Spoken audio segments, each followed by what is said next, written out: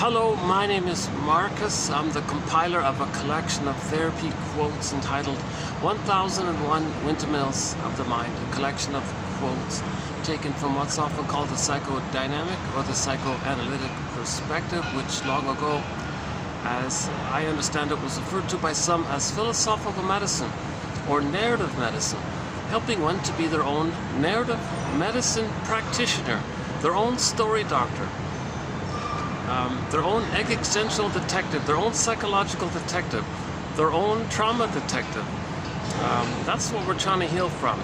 Something called attachment trauma, relational trauma, interpersonal trauma, often known as, or more commonly referred to as, emotional arrested development, or developmental arrest, or stunted development, or also commonly known as some kind of emotional fixation, meaning freezing.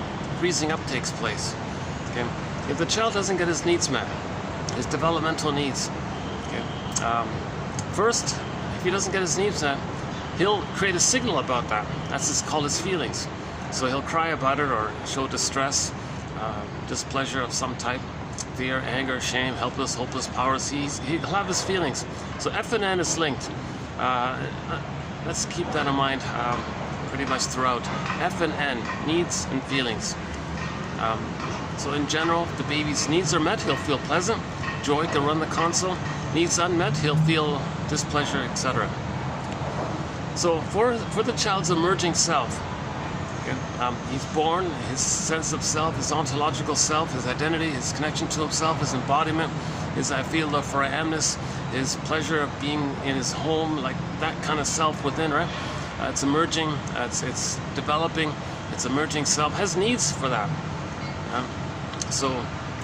His needs are for a secure attachment style, and in a secure attachment style, the child has developmental needs, ballparkly described in three sort of phases. From birth to 4 to 5 months, need for paradise, 4 to 5 months to 18 months, the need for the chance for him to run around thinking he's a little god, it's all about him, the world is my oyster phase. Okay, so he's not supposed to be rebuffed for that kind of thing, just keep him safe. But at 18 months, a developmental milestone takes place whereby the original egocentricity that all babies begin with pretty much dissipates at 18 months. And then from 18 months to 36 months, he's going to want to know himself more. That phrase, separation individuation, means he's separating from the mother psychologically, and he's starting to get to know himself. That's the individuating part. So from 18 months to 36 months, he's sort of in that now voyager phase where he's going to explore, learn about himself. Now, as he's doing that, he's got to have the experience where when he learns something about his interests, it doesn't cost him his mother. The mother's still there, so she functions as a secure base, saying, I'm here, kind of thing. Well, one of our companion animals is the bee. Yeah, I see one. Kind of bee. Well, he's sort of he's in a flower there. Let's see. Well, I don't know if you can see him there, but he's sort of a. Okay, never mind. Yeah, I love doing these outdoors. It's still pretty hot, even though it's cooled up a little bit finally. You'll still see me sweating. It's 30-something, but with the heat index, it's in the high 30s, they said. So it's finally, for the first time, it's the heat index is under 40 for the first time. Can you believe it? So you'll see me sweating a little bit. I might have to go inside to cool off a bit, but I'd like to see if I can manage it here. So yeah, I'm sort of behind things here. And the pool is on the other side. No one can hear me. This is a nice little spot. This is like a rare little spot I found. So I'm starting to do the videos here. I sort of have a few venues I kind of bounce around to. Anyways, okay, never mind. So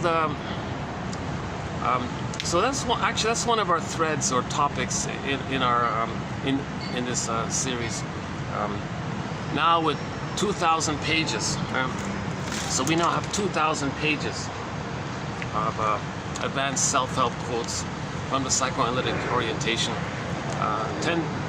2,000 pages of quotes, single-spaced, 10,000 quotes mainly by the shrinks, the soul doctors, some from psychologically minded self-help authors, and and some quotes like from psychologically minded TV shows and films.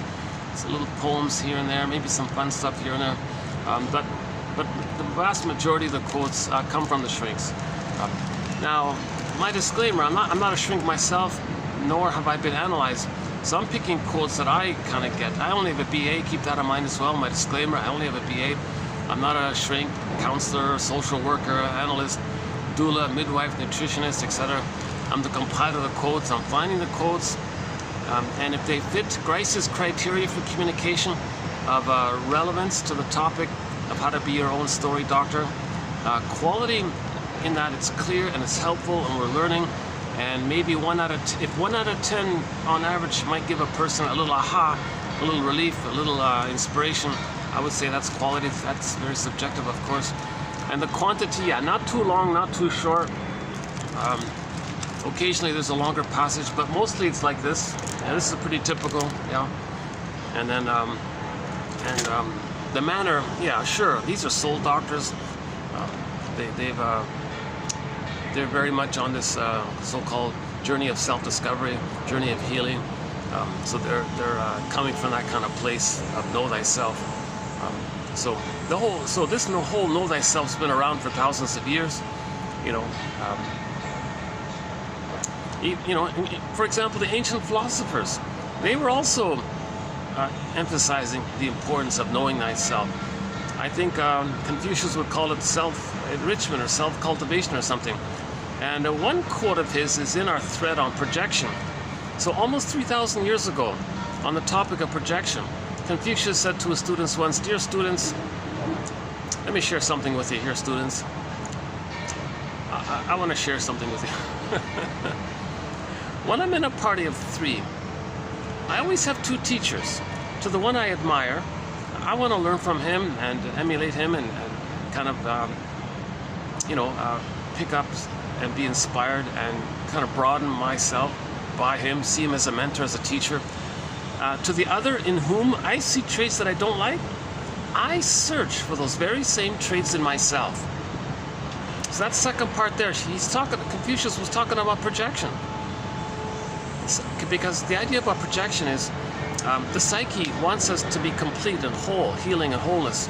So the idea about projection is something about ourselves that we don't know, and to know it, it would be too painful to know it, or too embarrassing to know it, or too anxiety-provoking to know it, and we're not ready to know it or something. So until we know it, the system, the psyche, gets us to believe and attribute and assign aspects of ourselves that we don't know, and project, like see it onto others, attribute it to others, and say they have it, they think it, they feel it, they want this, they do this, they such and such. So that's like projection is like the byproduct of the repression, something about ourselves that we repress because it's too painful to know it, but we see it outwardly, and that's the psyche's attempt to make us aware of what's within, because you see it like on a screen. Lachlan calls it like on a mirror, and you look in the mirror and you see that's within. So that's sort of the attempt to own our projections. In the meantime, we see it outwardly. So it's like a midway bridge like that. The thing you're saying about others, usually with a strong emotional charge and all this, or too irrational, doesn't fit the situation or something. For example, if the baby felt shamed, he felt no good and defective, he doesn't want to admit that. So he may say others are no good. So he may have a very negative attitude towards others. Well, he's talking about how he feels unknowingly inside, but he's embarrassed or doesn't know how to accept it. So to accept our own projections, we need a basket, like we need some kind of consciousness. So that's what these 10,000 quotes are for. They're helping us to build a basket, kind of like a nest kind of thing. Then the egg can be there. So just as a bird flies around and creates this little nest, then there can be an egg, potential new life.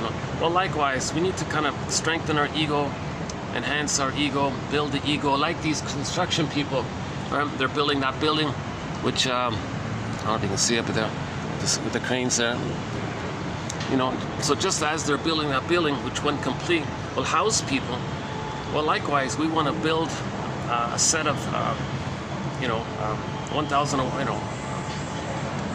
composition of quotes that gives us a kind of like a nest of knowledge, like a container kind of thing. of understanding, then our feelings can come back in ourselves like that. So a famous poet says, psychoanalysis looks for an egg in a basket that's missing. So first weave the basket. So that's what we're trying to do here, weave this basket. No set answer here, unique for everybody. Everyone can have their own 1001 Windmills of the mind. Okay? So Robert Bly, one of our guest mentor here, says he reads psychology every day for 10 minutes. And in each video here, we have roughly 10 minutes worth of reading. And my sincere hope is that 1 out of 10, I think might click. I mean, might be helpful, I'm not sure. But that's sort of the hope kind of thing. If one, and we have 1,000 videos now, on average 10 quotes. So each person can find one per set of 10. They can have their own 1001 Windmills of the mind. Okay, that's just like a concept. Never mind the specifics of the numbers kind of thing. But we need a basket of knowledge. Okay, so another image for this is that in childhood trauma, so we're talking about attachment trauma, relational trauma, interpersonal trauma. Okay, this kind of freezing up effect when the child's traumatized and he's afraid to develop, he's afraid to know his needs. He cried about it, others gaslit him, he's afraid to even admit his feelings, it's all repressed. So he makes projections, so he may say others feel this, maybe he feels it. He has this unmet need, oh you have that need, you want this, well maybe he wants this, he desires this, right?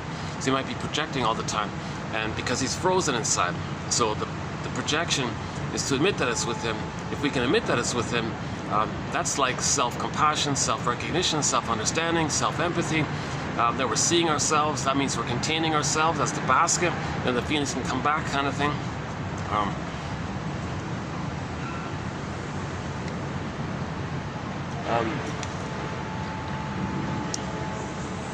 So we're talking about the basket. Okay, so these quotes are helping us to weave this basket, helping us to be our own like detective like that. Oh yeah, so these quotes, there's no set answer here. These are invitations for mutual exploration. These are like clues. These are like clues from, you know, from the past, passing it on. And we got to pick up on the clues and continue the detective work. It's a detective work. How do we heal from trauma? How do we heal from this attachment trauma? Why was there attachment trauma? What's going on with this intergenerational transmission of trauma? What is it with the timelessness in the brain when the baby's traumatized and he's going to pass it down? This cry for love by giving it to others to communicate that it happened to them in transmission. And when do we like pause and like, what's going on here kind of thing? So this is the Know Thyself movement. And this has been going on for thousands of years. The Confucius quote on projection is just one example. Lao Tzu has a wonderful presentation about the yin and the yang. Okay? The yin is like the feeling self. And then if the yin, if the feeling self is there, feel embodied, our doing, our yang is normal. So-called masculine, like doing, active, feeling, being, connection. And Woodman says, yeah, if it's wounded, if the feeling self or the feminine self, meaning nothing to do with meaning your feeling self, I don't know why they call it that. Let's just call it, oh, that's here, hold a second. Okay, so hopefully they're gonna come down this way. There's nothing, yeah, there's nothing. There's a dead end over there, so hopefully that's why I choose this spot here. Sometimes the staff come out on that end for their breaks or something. We okay here? All right.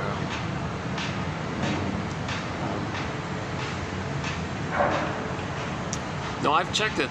You know, that's just, yeah, he's just wandering by. I've checked it. They don't hear me over there, so I'm not bothering anybody. Okay, 1 second.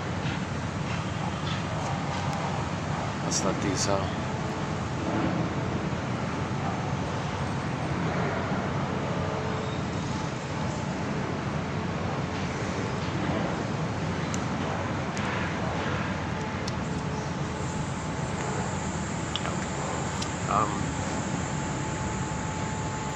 where were we? Oh yeah, so I haven't been analyzed, by the way. So you'll see my anxiety. I haven't been analyzed. Right? So I'm in the self-help spirit as well, right?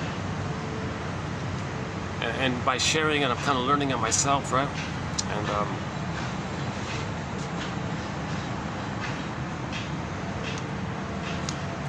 oh yeah, okay. So these quotes, they're like ballpark approximations theories, speculations, stepping stones, maybe a prompt to free associate out from, maybe something that helps you to sort things through, or maybe a quote that can incubate, maybe it can inspire better ideas. It's just, we're in that kind of exploratory brainstorming kind of thing here. So that's what these 10,000 quotes here. So these are all theories, and these are all just ideas and constructs and models and questions and so on. And we have this whole abundance of literature in this area. You know, so before the current jargon, it was from the literature people like Ibsens and Goethes and all these guys, right? Then you had like the poets kind of types, and then you had like the ancient philosophers like Confucius and Lao Tzu and all the other guys. And it goes all the way back, I think, to someone theorizes somebody in Egypt was one of the original ones or something. But we don't really know. It doesn't matter. It's not about that. The thing is, when we became Homo economicus roughly 10,000 years ago, a traumatized version of ourselves, right? So we're all from Homo bodoensis by one theory. The one hominid that kind of survived was the one in what is now the northeast of the Congo. That was Homo bodoensis. And it took us a million years, as our previous version of us, Homo bodoensis, it took us as Homo bodoensis, an earlier version of us, it took us a million years to grow the cortex. Then we called ourselves Homo sapiens, roughly 150,000 years ago. And then we spread around, settled in different places. But while we were in different places, we mismanaged ourselves due to sociological factors, okay? With discoveries and farming and all this. We mismanaged our emotions, and we mismanaged it, and it had a kind of reactivity. And from that reactivity, when we went from village to pillage, tolerant personality, prejudiced personality, Homo naturalis to Homo economicus, or Homo short-sellicus, we had this kind of shift. We kind of became a traumatized version of ourselves 10,000 years ago, roughly. So we became a traumatized version of ourselves 10,000 years ago. Then I want to highlight a recent video, 2725, part 3 of 3. It's a lengthy video. It's a 7.5-hour video. But embedded in there, sort of like, you know, in hour 3, 4, 5, somewhere in that midway part. I did like a lengthy kind of build up to kind of give it some foundation. But I've updated what's called the 48 symptoms of Homo economicus. The 48 symptoms of Homo economicus. So it's a work in progress, and it'll be updated again. New things are coming up all the time. So so when we became Homo economicus, enter the storytellers. Oh yeah, so the storytellers were the first strings, right? The storytellers, giving us these fairy tales and oral tradition. It's kind of like giving us recognition of the sense of being traumatized, goddess and demon, and something lost, and, you know, and so. Okay, so the interpretation of myths and fairy tales is a major thread in our collection here. So we do several fairy tales and myths. So that's a very exciting material. Again, myths and fairy tales and the motifs of them are metaphors for psychological dynamics, for psychological patterns. They're true on the inside, not on the outside. Okay? They're treated like dreams. And every character in the myth or fairy tale is like a personification of some psychological aspect of the psyche of a person. Okay? Like the whole Odyssey is like one long dream for one mind. And the goal is to get back home, our inner body, Ithaca, and be reunited with our feeling self, the yin or the feminine. That's the Penelope reunion with the marriage there, and so on, right? So we discuss these tales, the Narcissus and Orestia and Odyssey, and some of the tales told by Chinen in his 4 books called Middle Tales and Elder Tales.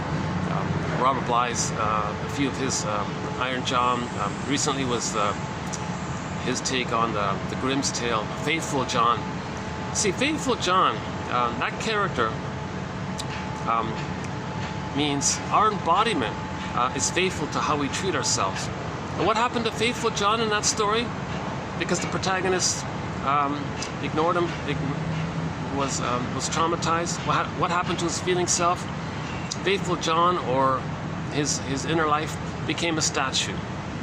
That's trauma. When we feel like that statue, turned to stone, petrification, okay, frozen, feeling unreal, feeling numb, going through the motions of life, sleepwalking through life, emotional catatonia, and all these phrases that that come about when there's a delayed recognition of it, roughly at midlife when people say something's missing, something's off here. You know, we live to the extent that we feel, so what are they feeling? They don't know, they feel numb. Well, that's the endorphins from the pain. Emily Dickinson, from the pain we go in a swoon. There's a pain so utter, it swallows substance up. Okay, his developmental self, his golden ball for the feelings, it all got gobbled up and turned to stone. That psychic pain, emotional pain, it's numbed over with the endorphins. She calls it the swoon, like a trance. And then you're in this trance kind of thing. And you're sleepwalking through life, going through the motions of life, feeling that life is passing you by. When does life kind of begin? I feel like I'm living the unlived life. I feel like I'm living the provisional life. And other sort of related phrases. So there's a delayed onset of this emotional freezing that takes place. Jeanette Paris calls it emotional hypothermia. Another one calls it emotional catatonia, emotional coma. Geez, it's pretty vivid, some of these phrases. The jargon is alexithymia, no words for feelings. Because you don't have your feelings, because you're afraid to communicate that your needs weren't met. So feelings, F and N are linked. So keep that in mind throughout, F and N are linked. So in general, when the baby's needs are met, the feelings will be pleasant, F and N. The baby's needs, his developmental needs, are unmet. He'll be distressed and have abandonment depression and persecutory anxiety and so on, right? So F and N, like that. And the child has developmental needs from birth to 3. Okay? Between birth and 3, he goes through a developmental process known as the separation individuation process. Originally, he's one with the mother in an extended paradise for the first 4 to 5 months in this fusion symbiosis. And if he feels safe, so first of all, he has the developmental needs for an extended paradise, mother-infant dual unity. So just the two of them, and it's mother's attunement, mother's presence, mother's reverie, mother's positive regard, mother's soothing, just that kind of smooth, just the two of them kind of phase. And when the child feels safe, when he gets his developmental needs from his symbiotic mother, from the mother being a self-object for the baby or a symbiotic object for the baby, just there for the baby. So basically he's nursing and the mother's attuned, he's getting his needs met, just as his needs got met automatically in the uterus. Baby, cord, placenta, mother, mother, placenta, cord, baby, do, re, mi, 1, 2, 3, ABC. When he's nursing, he creates a nerve line connection with the mother. So when he's suckling, something about the mucosal nerves in the child line up with the nerves in the first mother for the child. The first mother for the child, they don't actually call it like the full mother because the baby doesn't recognize the mother as a person. He's mainly relating to the breast mother, like a part of the mother. And if the baby's enraged and kind of bites the nipple, he doesn't understand that he's hurting his mother. He doesn't have that recognition of the feelings of others. Sound familiar with when trauma takes place in there? People lack empathy and all this. So the baby's in that kind of, he hasn't reached that place yet. He needs to be fed and seen and accepted. And so that's what he needs for the first 4 to 5 months. Mother's emotional feeding, her reverie, her soothing. She sees, hears, feels the child. You see, what the mother does with the baby, he records it. And if it bundles up by the age of 4 to 5 months, where he has a bundle of memories called the soothing interject, the holding interject, the internalized good object, and it's part of him now, that means he can feel safe because he was loved. The first world was the mother, the breast mother. So the world was safe. The world was a friendly place. The famous Einstein, the world was a friendly place for the baby. He felt safe. So from that safety, he can get to know himself. So now he's separating from the mother, meaning having self-concept that kind of hatches out of the blurriness of the two being one. It kind of hatches out like an egg, like a psychological egg. The fusion there, his self, sense of self, that was previously blurred in with the mother, kind of consolidates and kind of hatches out, so to speak. So now he's separating. So assuming he gets those developmental needs for the mother to be a symbiotic object and soothing, her reverie, her presence, and so on, right? And no conditions, no games by the mother. The mother doesn't, she's there, like she's consistent, and she's attuned. She's not using the bottle. It's barring emergencies, the bottle's not being used. Oh my God. in the next video, hold on a second, yeah, in the next video, yeah, hang on a second.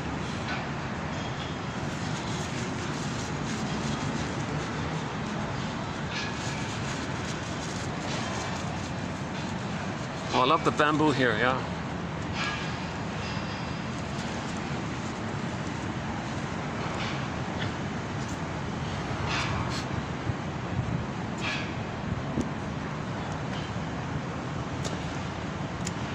In this video, we'll be doing 27, what is it again? 27. But I also, I've got queued up 27, 28. And I'm gonna, maybe I'll do a preview of it. But since it just came up, I was very sad about this quote. The scarf, Jill and David's scarf. Yeah, here it is here. So, what might prevent the baby from having his first developmental needs? It kind of goes without saying, but actually, even prior to all that, the unborn child in the uterus has a need there. He has a need for paradise, the original paradise. It's sort of assumed that he's going to get it. But a lot of babies now, or people are learning, are not really getting it. So I'll read you a Scarf's quote in a moment here. So this is a new one about prenatal distress syndrome. The baby's meant to have paradise in the uterus. He's meant to be in a welcoming womb called paradise, Garden of Eden, Shambhala, Shangri-La, Nirvana. He's meant to be in this paradisical place. So his eyes are closed. He's floating around in the amniotic sac. He's relaxed. He's in a water world, so to speak. Right? And his needs automatically get met. No conditions, no interruptions, no games. His needs get met. So the food gets sent down the center vein, just exactly as it's meant to be for him. That according to his developmental needs, he has those needs. Okay, and for the waste elimination, it spirals up the other two veins helixly up around that center vein that sends the food around that center vein. Okay, just think about the symbol for the medical profession. The staff is the center vein, and the two stakes that spiral up. Okay, that's so in the cord, you got two veins that spiral up around that center staff vein, right? And it goes up to the placenta. Okay, and then the placenta literally metabolizes the baby's waste elimination. So his needs are met automatically, and now he doesn't understand that he's a little person inside his mother who's a little person. So in the beginning, he thinks just him in there. Needs automatically met. And it's just him in there. And everything around him, is it him or is it just there to serve him? And he's got his golden ball. He's got his sense of self and his feelings, assuming he didn't experience any kind of prenatal shock trauma that froze him up in some prior point where he's just going through the motions of life. So assuming that didn't take place, he's got his I feel there for Amnes. So he's enjoying the present, he's enjoying the now kind of thing. One theory is he has unconditional hallucinatory omnipotence. So he's like a little god. He has a need to get, it gets met. So everything responds to him. So some people call it His Majesty the Baby, or Jeanette Paris calls it he's on the throne kind of thing. Is he a little king in his own universe? Is he the whole universe? Is he like everything? And he self-sufficient like that? Like what the mother's doing for him, he's doing for himself? Is it like that? So he's happy, and the power of the mother he thinks is his power. So he's happy and he feels strong, and all of his needs get automatically met. So this is called egocentricity, narcissism, infantile megalomania, and glorified self, idealized self, ego ideal, this supreme perfection. The baby's in this kind of blissful. So the baby needs that. He needs that to be this little radiant God kind of thing.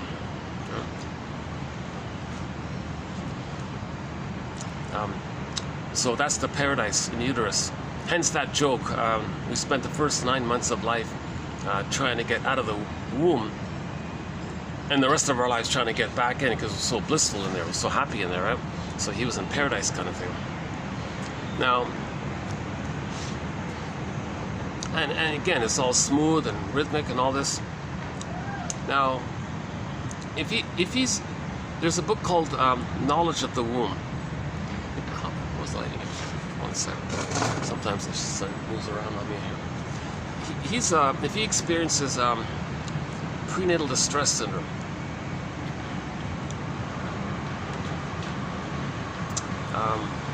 you know, he might be receiving too much cortisol from the mother, so he's stressed.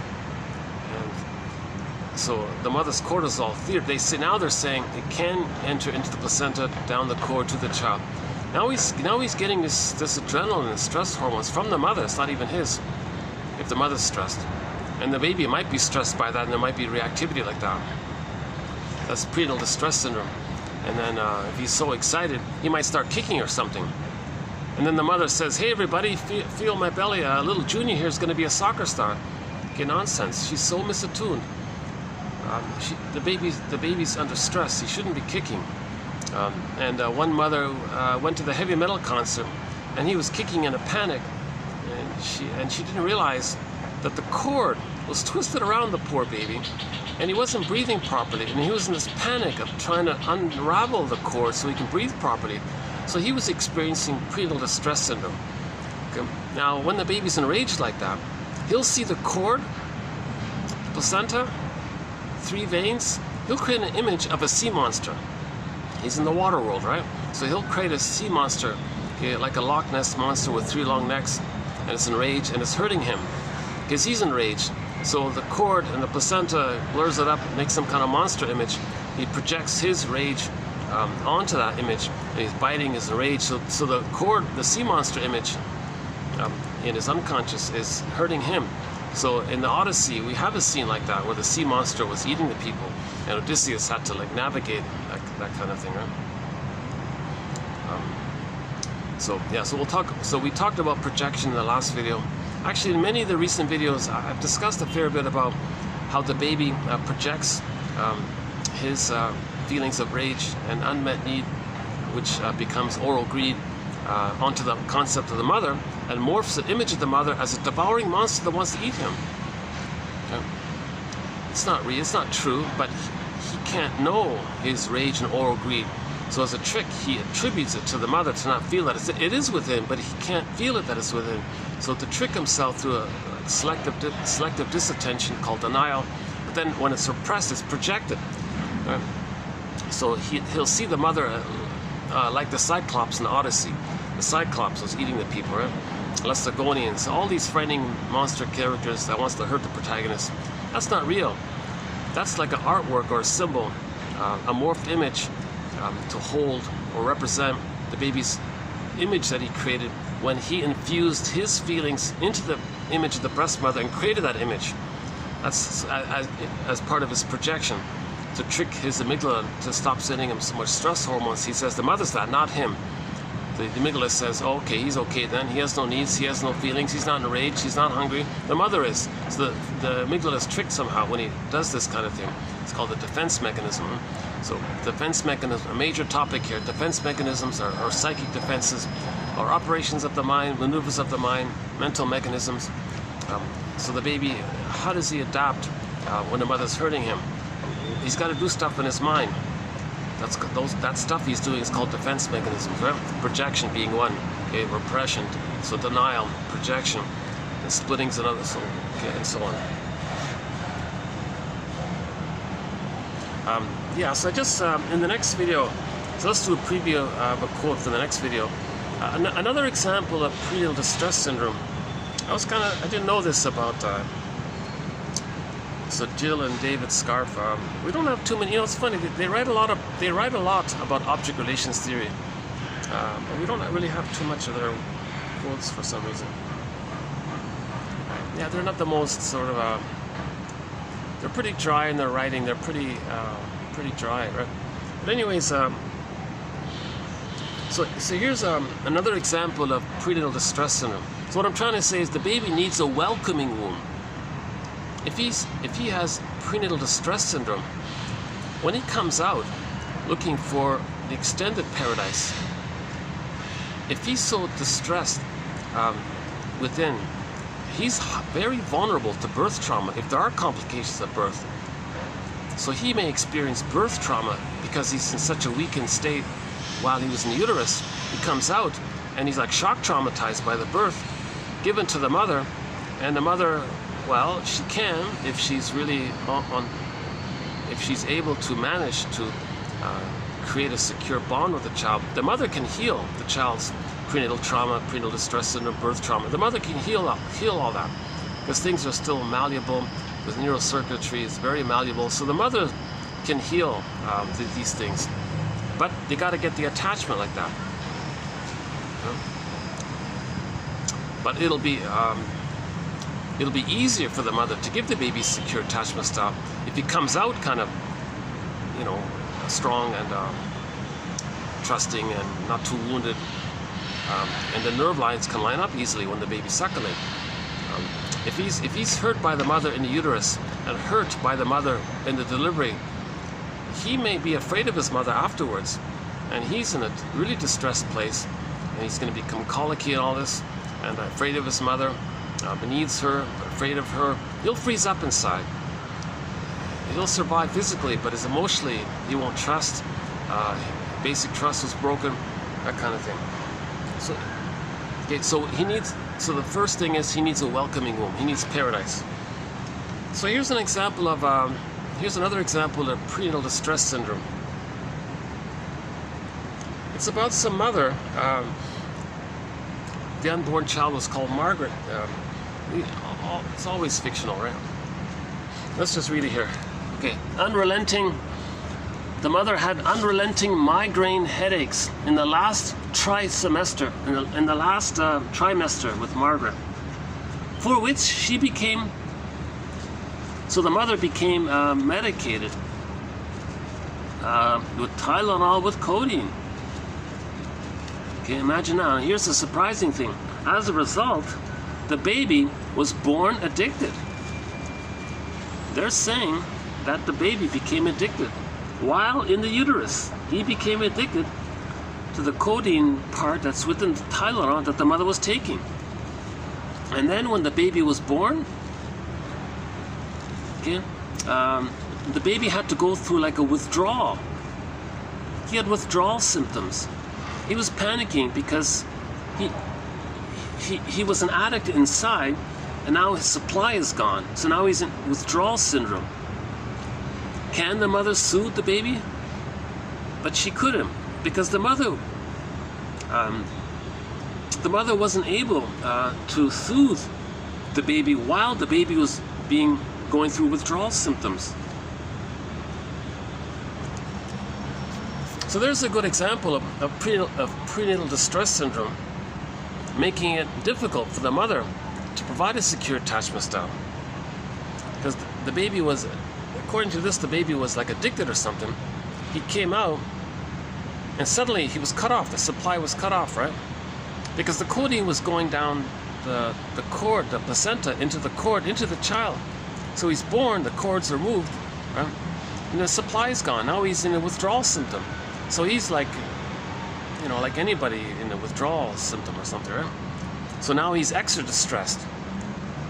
Now, can that mother soothe the baby in the way a mother normally soothes the baby when she herself was kind of dependent on that or something?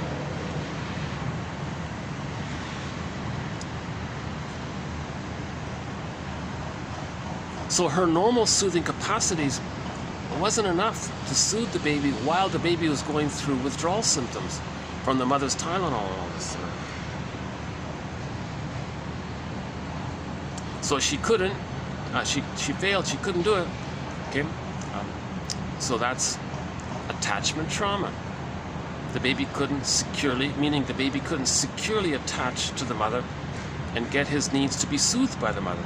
So the child's, as a coping strategy, as a defense mechanism, the child's going to freeze up inside.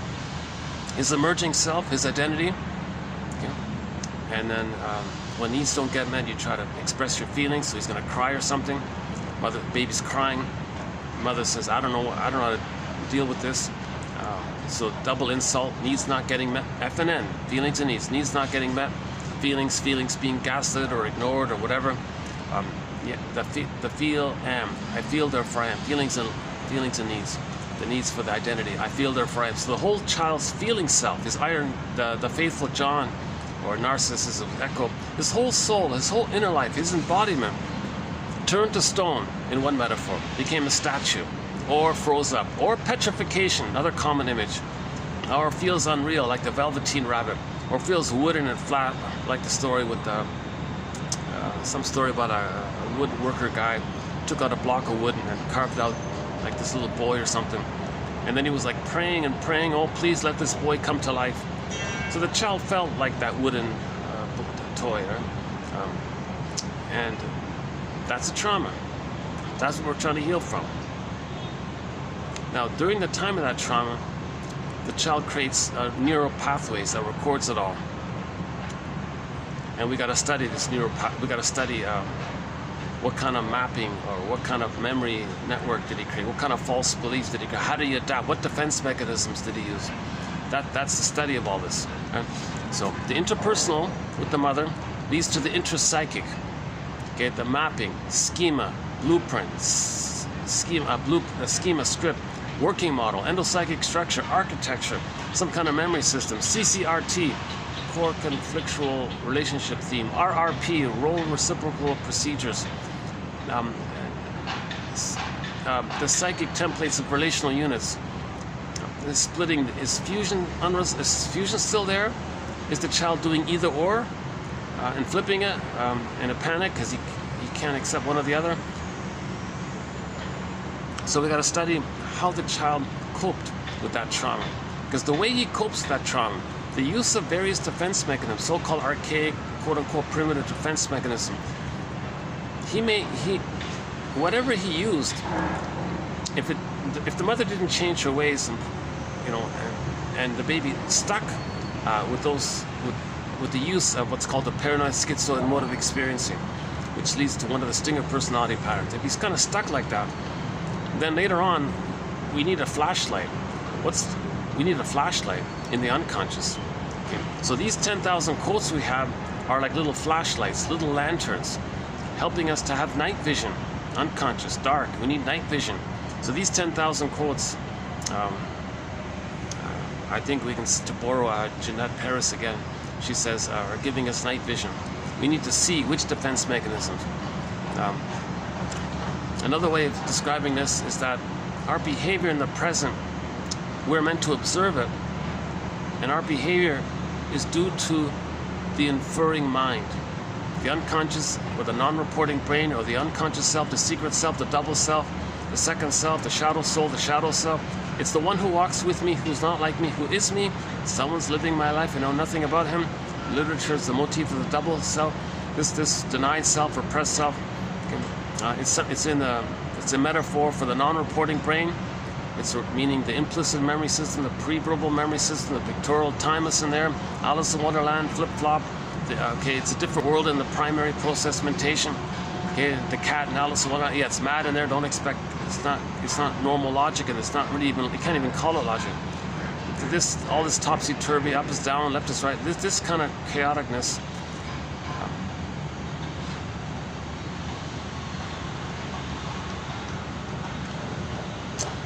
So the child adopts various mechanisms of the mind to cope, to adapt to his first environment. Right? His first environment is the breast mother. But if she's misattuned and malattuned, not aware, using the baby cries, she gaslights him. How does he adapt to this? He can't flee. He can't go anywhere. Okay, now he'll be enraged. So the first response is the flight, the flee. So in the Disney film Inside Out, when joy and sadness got zooped away, so you see fear and anger mainly, right? The child can't flee. He can't go anywhere. His brain is his amygdala set his like limbic system or amygdala or mammalian part of the brain is sending the child stress hormones. Baby, get out of here. Flee. This mother's dangerous. She's threatening. She's not meeting your needs. You got to go to her and she's hurting you. We better get out of here. Baby says to I can't. Where am I going to go? The limbic system says, well, if you're cornered, I'm going to send you more stress hormones. Come on, you got to fight with her. You got to control her. He's trying. He's crying. He's angry. It clicks over into fantasy land now. detached schizoid. Okay, inward that's the secret schizoid, like the inner schizoid. Then he enters in the fantasy land. So he'll have the fantasy that he's got to control the breast. Now he thinks maybe he's got to like possess the breast, but he's got rage and oral greed, hungry wolf. So he wants to devour the breast, control the breast, possess the breast, gobble the breast. He's got to control it, make it stable, make it reliable. He's trying to get a normal, secure attachment style. So he's enraged by it. So he just has the fantasy that he's got to control it. Not too much excitation. So he thinks the mother wants to eat him. Can you believe it? He projects those traits of his onto the mother and says the mother wants to gobble him and control him and possess him. But he has the hungry wolf feeling. He can't admit, no, the mother's the hungry wolf. So he denies that he's the hungry. He's got the oral greed and all this. So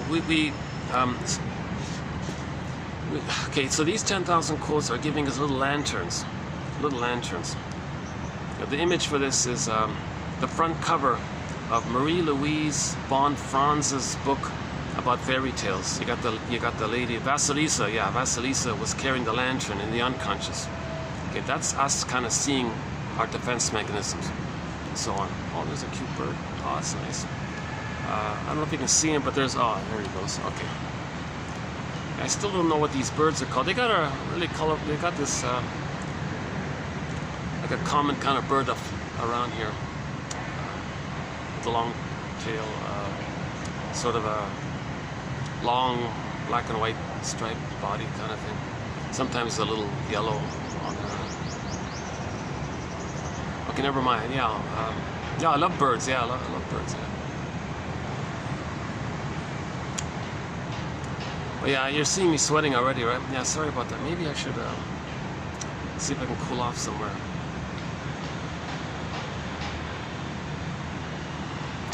Okay, yeah, that's too bad. It's kind of nice to just sit out here alone like this.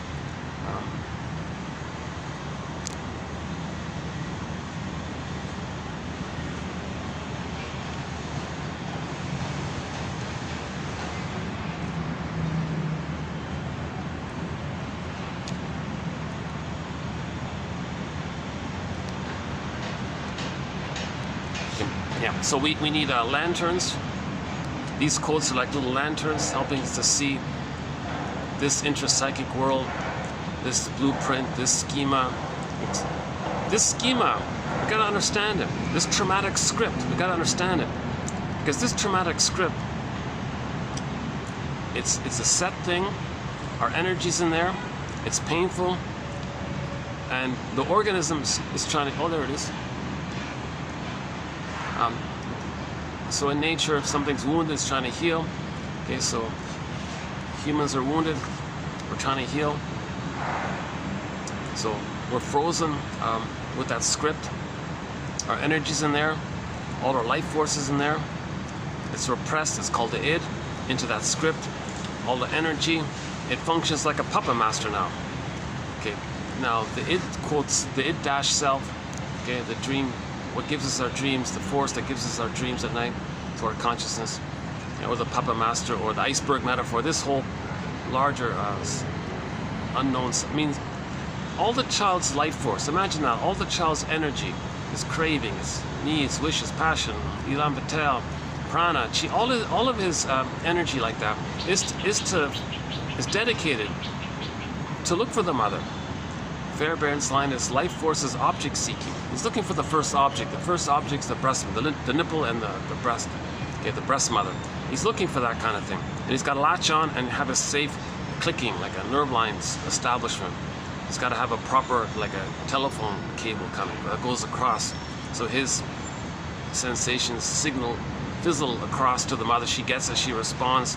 Okay, so in the beginning it was baby, cord, placenta, mother, placenta, cord, baby, do, re, mi, A, B, C, 1, 2, 3.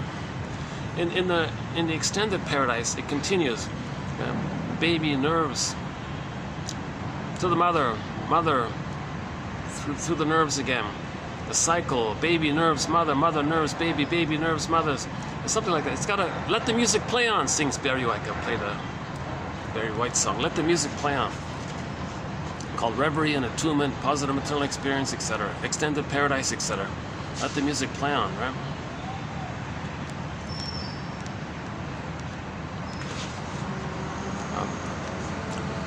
So let's back up a sec. The interpersonal with the mother leads to the intrapsychic.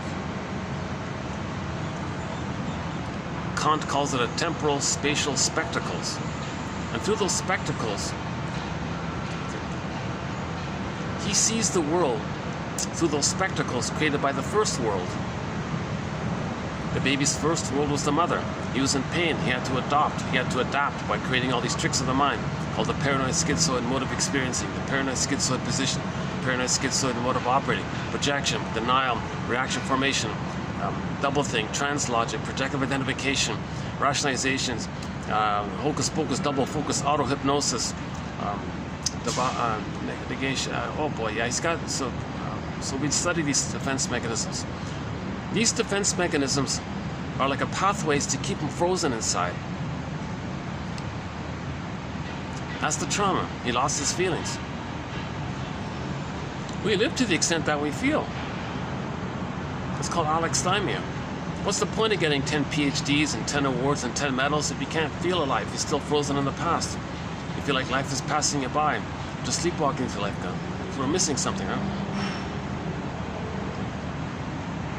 So the interpersonal leads to the intrapsychic, and that intrapsychic is going to reveal itself or show itself interpersonally later on with others throughout life. So as above, so below as above, or inside out. Outside's a reflection of the inside. Inside shows itself to the outside. As above, so below. Okay. Interpersonal with the mother is the above. He records it below. Inside out, etc. So if that inside, we got to study this inside. That's the issue here. This inside is created based on the original interaction with the mother. Okay. So that's why we need lanterns here. What did the baby do in his mind to deal with the frustrating, misattuned, traumatized mother? Well, how did the baby cope? Well, he froze, number one. That's the statue within, or freezing effect within. Now, the theory about that is that that trauma clicks into the dream self, or the big self, meaning the unconscious self, the repressed self, the secret self. Okay, the whole organism basically is in pain. It's trauma. So the trauma clicks in to the forces of nature, the person in connection with nature, like all of nature. There's a whole energy of the great spirit and everything that makes trees and the planets and the universes. Like there's a whole nature out there, and we're connected to that nature.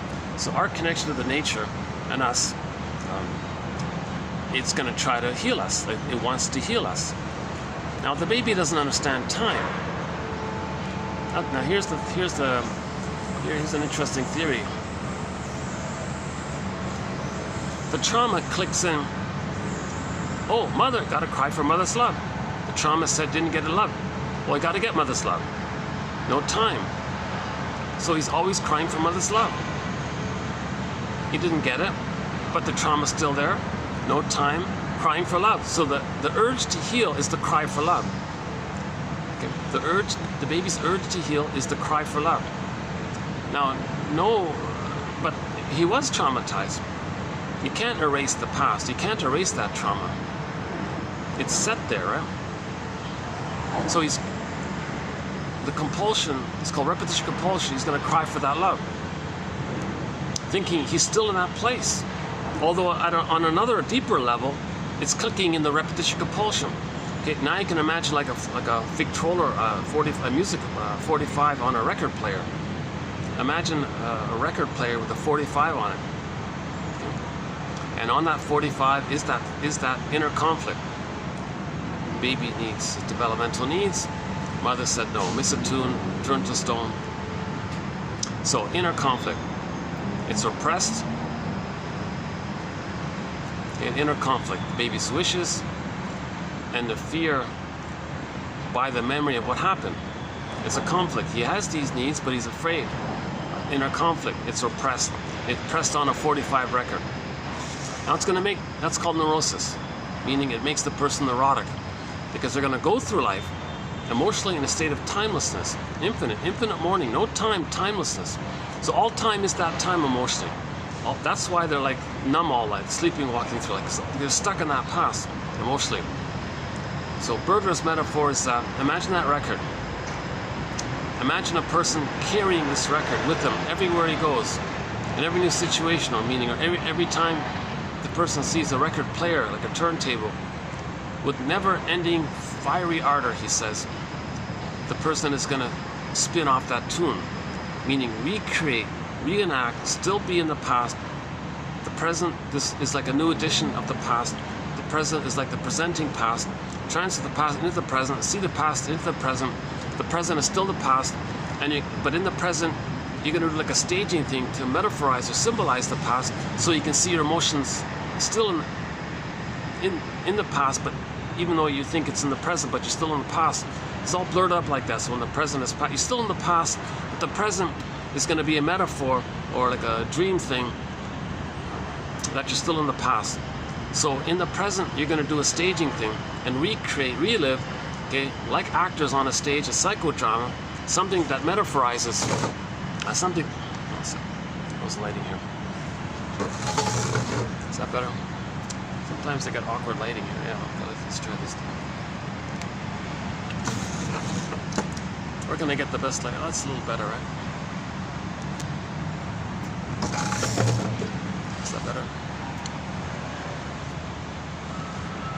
Okay, I guess it's more or less the same, right?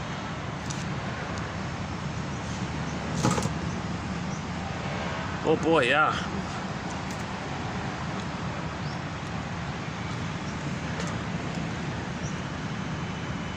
I'm not getting much of a breeze here on the stage. One sec. Should we try over here? What if I moved over here? Let's see.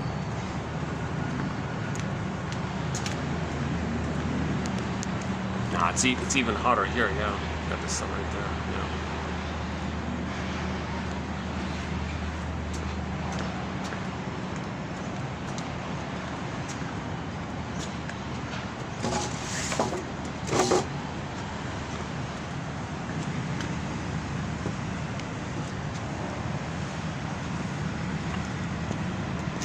Every neurotic is a music enthusiast, says Edmund Berger, one of our mentors. But he only has one record. He carries it with him everywhere he goes, every time he sees a turntable.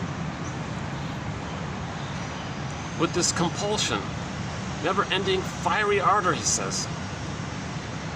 Great author, Edmund Berger, one of our mentors, yeah. He plays that tune. He's going to relive and re-experience, recreate, restage with others. Masterson calls it transference, acting out. So he's going to transfer the past into the present, and like actors, he's going to actors, like actors.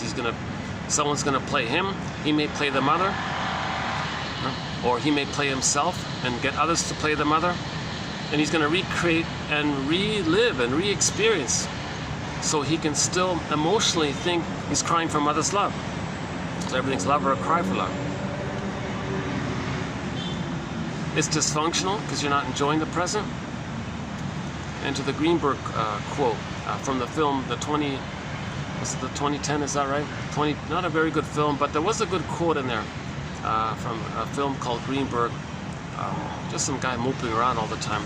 But the shrink finally said, oh yeah, you have trouble living in the present. So you're lingering in the past, you're dwelling in the past because you feel like you never really lived it. You couldn't live it. If we can identify it, that's capturing the memory and giving it a capture, a mentalized, like a recognition, giving it a time and a place. The metaphor is, since we identify something, it's laid to rest. The ghost is laid to rest. Then the life force can come to the present. So in childhood trauma, he can't know it. He can't understand what happened to him. His little ego is all frazzled up. That's the scarecrow. He loses his heart, so to speak. That's the Tin Man. To being like that, he feels disembodied from himself. That's the cowardly lion. Now Dorothy's like the part of the psyche that's trying to heal and line things up. Or we can simply say, no, be like Dorothy and try to have the knowledge of the loss of trauma, of the loss of heart, and that mourning brings you back in the body and you line things up like that. But first things first, that scarecrow guy, remember, he's looking for a brain. He has no knowledge. The child's too traumatized. So we gotta strengthen that ego. We gotta firm him up, so to speak. So now we can borrow the image of the children's story, where the wolf was able to puff down the houses made out of straw and stones or wood, but not the one made out of bricks. The house made out of bricks, the wolf tried. He got tired. He couldn't do it, and he kind of slanked away or whatever. So that brick house was strong enough to keep the residents, embodiment kind of thing. And then the wolf had no effect because the ego was strong. The ego was the recognition that the wolf is not real. That the wolf is just an image in the child's brain that he created temporarily to deal with this rage and oral greed. He felt like the hungry wolf, but he denied it and projected it and made the mother like that. So he blamed the mother of his feelings. So that recognition of that, okay, then it becomes emotional knowing. So Dorothy, back to Dorothy, she threw the water on the wicked witch image or the hungry wolf image, same thing. And that idea of water, emotion, movement, water, motion, water flows. So water is a symbol for a feeling and emotion, all this. So she got the feelings around that image, and the image just poofed away, dissolved, whatever. Doesn't matter because it wasn't real. It was just this made up thing in the child's brain. Again, he makes it up like that as a trick to fool his amygdala, to stop sending him so much stress hormones and all this. How are we doing here?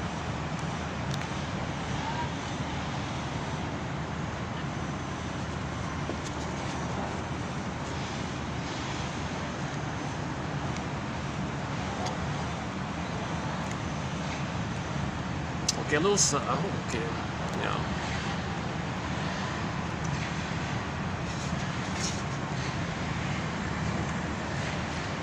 Okay, and in many of the videos, I've gone through,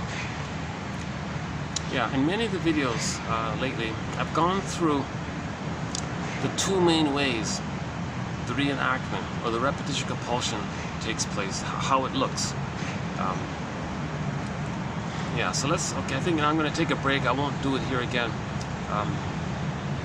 But if you go to any of the recent videos, chances are you'll find it presented. Okay? So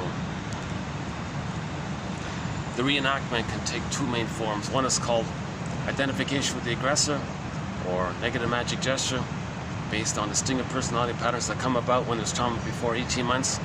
And he's still holding on to the grandiosity, searching for the grandiosity, rejects himself, see his unloved soul onto others, plays the shaming mother. So that record we're talking about, in the new situation, the person looks at the record, the memory is, oh, mother shamed them. Now in cases of more severe trauma, before 18 months, what the child did was, he projected his defective sense of self, his shamed self, unloved self, onto others. He takes refuge in the old belief that in the uterus he was a little god, so he'll pursue that and chase that. So that's always the quest for power and prestige and all this. He rejects the humanness of the more quote-unquote human side of being human, tenderness, affection, empathy, gratitude. That all kind of rejected. Others can have that wounded, emerging self. He doesn't want it anymore. All he wants is the old belief. Okay, remember the joke? Spend the first 9 months of life trying to get out of the womb, and the rest of our lives trying to get back in. Okay, so in trauma before 18 months, it's kind of like that psychologically. They're trying to search that. They're searching for that. Karen Horney calls it the search for glory. But what she means in that phrase is the way all the Don Juans and the Peer Gynts search for power, and the feeling that they're on the throne all the time. That they're a little god, and the humanists, others can have it. Humanists reject it, so others are rejected. So I'm okay, you're not okay. Put it that way. And now, the record the stinger personality patterns, look at the record. Okay, they have to replay. The compulsion is they're going to replay it. Okay, this is like a natural thing to get out of the pain. The fantasy is if they can replay it, maybe they can update, like change the past, get the love that was needed in the past, because there's no time in that part of the brain. There's no time there. They are traumatized, but there's no time, so they're still in that loop. It's like this skipped kind of loop that's going on all the time. We need consciousness to pick up the needle and move it ahead or something like that, or do something, you know.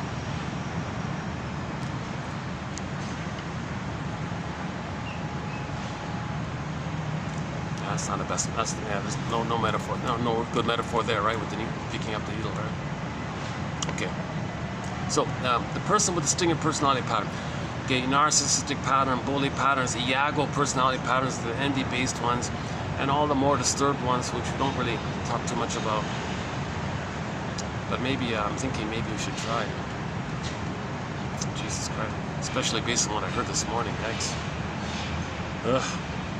So I'm not a shrink, so I don't really cover the 2-3%, you know, the psychopath, the ones that say something's only wrong if you get caught. That whole criminautic, that kind of, that's a really that like black hole rage, that real hatred kind of.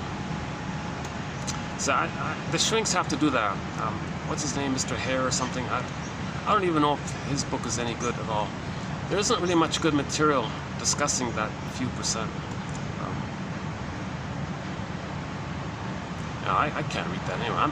I'm busy enough as it is with the current 60 threads that we have on the go. We have 60 topics, themes, chapters, and it's mainly for the 90, whatever it is, 90, let's say 90 something percent.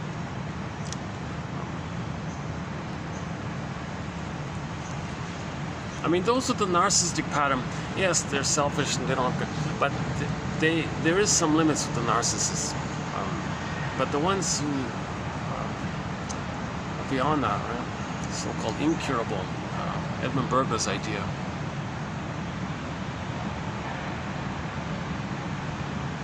Okay, maybe let me experiment with something about that later on in a minute. Yeah, let me see if I can offer our first construct around that so-called psychopathic thing or something. I want to blend in 3 points, maybe. Okay. The emotional triangle, scapegoat hunger, and a symbol to contain. Symbolization as a container. So this is edgy. I want to. Okay, maybe I'll try give it a try a little bit later. So let's just backtrack to the basics. So somebody who's traumatized before 18 months, new situation. They look at the record. The record said mother shamed them. Now, in trauma before 18 months, they identify with the aggressor. So that's so one of the coping strategies the baby does. He imitates the mother. To be loyal to her, to have her, to try to save her. Okay. So that's his sense of having a mother, imitating her, being loyal to her, thinking that originally when the mother couldn't offer her love, the baby thought the mother was crying for love. And the baby said, "Mother, you're not loving me? You can't love me, there's something wrong. I'll save you, I'll correct you, I'll heal you. What did you need, mother? Oh, you need the oneness with your mother? Well, we're one already. I'll be that good mother for you. I'll be the good mother that you needed." That's not going to work. He'll try and try. Well, I'll give myself up, and I'll be just like you in the fusion. I'll imitate you. I'll act just like you. Maybe you'll feel seen. Maybe you'll feel one with your mother. If I be your mother, I'll mirror you and all this. So I'll try. That's the baby's sense of attachment to the mother, the ongoing attempt to save her. So that's his connection to the mother, thinking he's trying to save her. In the process of trying to save her, the action is he's imitating her. He's identified with her. He's her. He gives up himself, sees himself onto others, acts like the mother. So on the record said mother shamed him. But in distinct personality patterns, he already sees himself, his unloved, shamed self, onto others. It's still there, but doesn't want to know it. as a defense against not knowing that he felt unloved and shamed and all this. He says others are no good. Others are weak and wounded or stupid or something. He's got a whole dictionary of put-down terms, right? So he's memorized bajillions of shaming, insult, sardonic humor, black humor, dark humor, all these. Right? Cynicism gratifies infantile megalomania. So, in the new situation, mother shamed him. He's replaying what happened. In the present, he's going to replay that record of mother shaming him. But this time, since he sees himself onto others, he plays the shaming mother. Now the record said mother shamed him, so he'll play the shaming mother who shames himself. Because of the fusion. In the beginning it was fusion. Mother shamed him, it's fused. So in the new situation, he'll play the shaming mother who shames himself. But there was way too much pain in the beginning. And what the child did was he sees in his brain mapping that himself is onto others. Others are no good. So in the new situation, he's got the model in his brain that he plays the shaming mother who shames him. But the behavior is, since he sees himself already into others, thinking he's shaming himself, he's shaming others to not feel the pain of the memory of mother shaming him. Because if he were to shame himself, he would feel the pain of mother shaming him. He does feel the pain of mother shaming him when he shames others. But since he projects himself onto others, he denies the pain with him. But on some level, he does feel the pain. Enter hocus pocus, auto-hypnosis, hypnosis double focus. When he shames innocent, non-threatening substitute others who's going to stand in for him, play him, and he plays the shaming mother, he's reliving the original experience with the mother. On some level, he's feeling the pain again with the mother. So what is he going to do now? Because he's the shaming mother who hurt himself now. He hurt himself, imitating the mother who hurt him. What does he do now? You can't blame the mother because he is the mother. Okay, the one he just hurt, the victim he just hurt, he'll say is the cause for why he's feeling bad, is the cause of the pain the mother gave him back in the nursery. And there's no time there. So he'll say the one he just hurt is the reason why he feels badly. See, it's mad in there. The cat and Alice are one. It's mad. There's no time. Things flip-flop. You can see it. I'm posting this video in the year 2023. You can see it. I don't want to talk too much about current events, but there's a massacre going on. People are being hurt, murdered, and all this. And somehow people there's a time thing where the victims are somehow perceived as I can't go into that. Okay, that news item was what got me thinking about maybe I should try to tackle this psychopathic issue here. Because you do hear a lot about it. What is this with the? Is it genetic? Is it learned? Is it okay? Well, maybe it's maybe it's this. It's the fusion of Murray Bowen's triangle theory, okay, plus Helmut Kaiser's theory called scapegoat hunger, okay, plus the need to create a symbol to contain the two. And the symbol is what contains the two, hence the symbol containing. It's like the mother, hence the worship of that. Now, what is the symbol that contains the two? Hence your devil character, the guy with the horns character, and hence the worship of that character, because that character is containing the first two I just mentioned. Now that needs, so that's just like a preview of what I'm going to try to flesh out a little bit later on. I want to save it at the end, kind of thing. Jeez, I didn't expect get into that area. It's a tough area. You know, when I did the 48 symptoms of Homo Traumacus in part 3 of 3 in 27-25, I was feeling drained. I was feeling triggered a little bit. It's hard material to kind of analyze this or try to analyze. I'm a, what they call a lay analyst. I'm not a professional analyst, right? I only have a BA.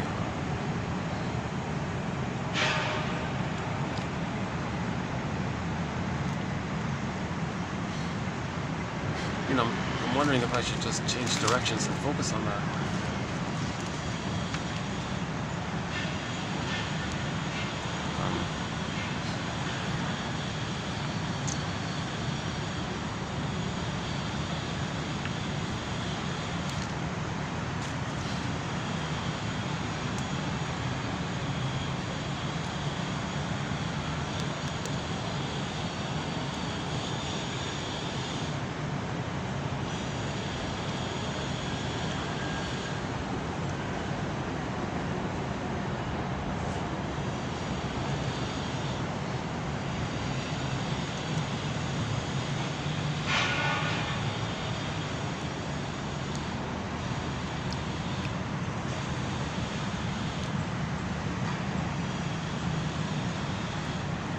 If I do, it would take me probably at least an hour to kind of offer it.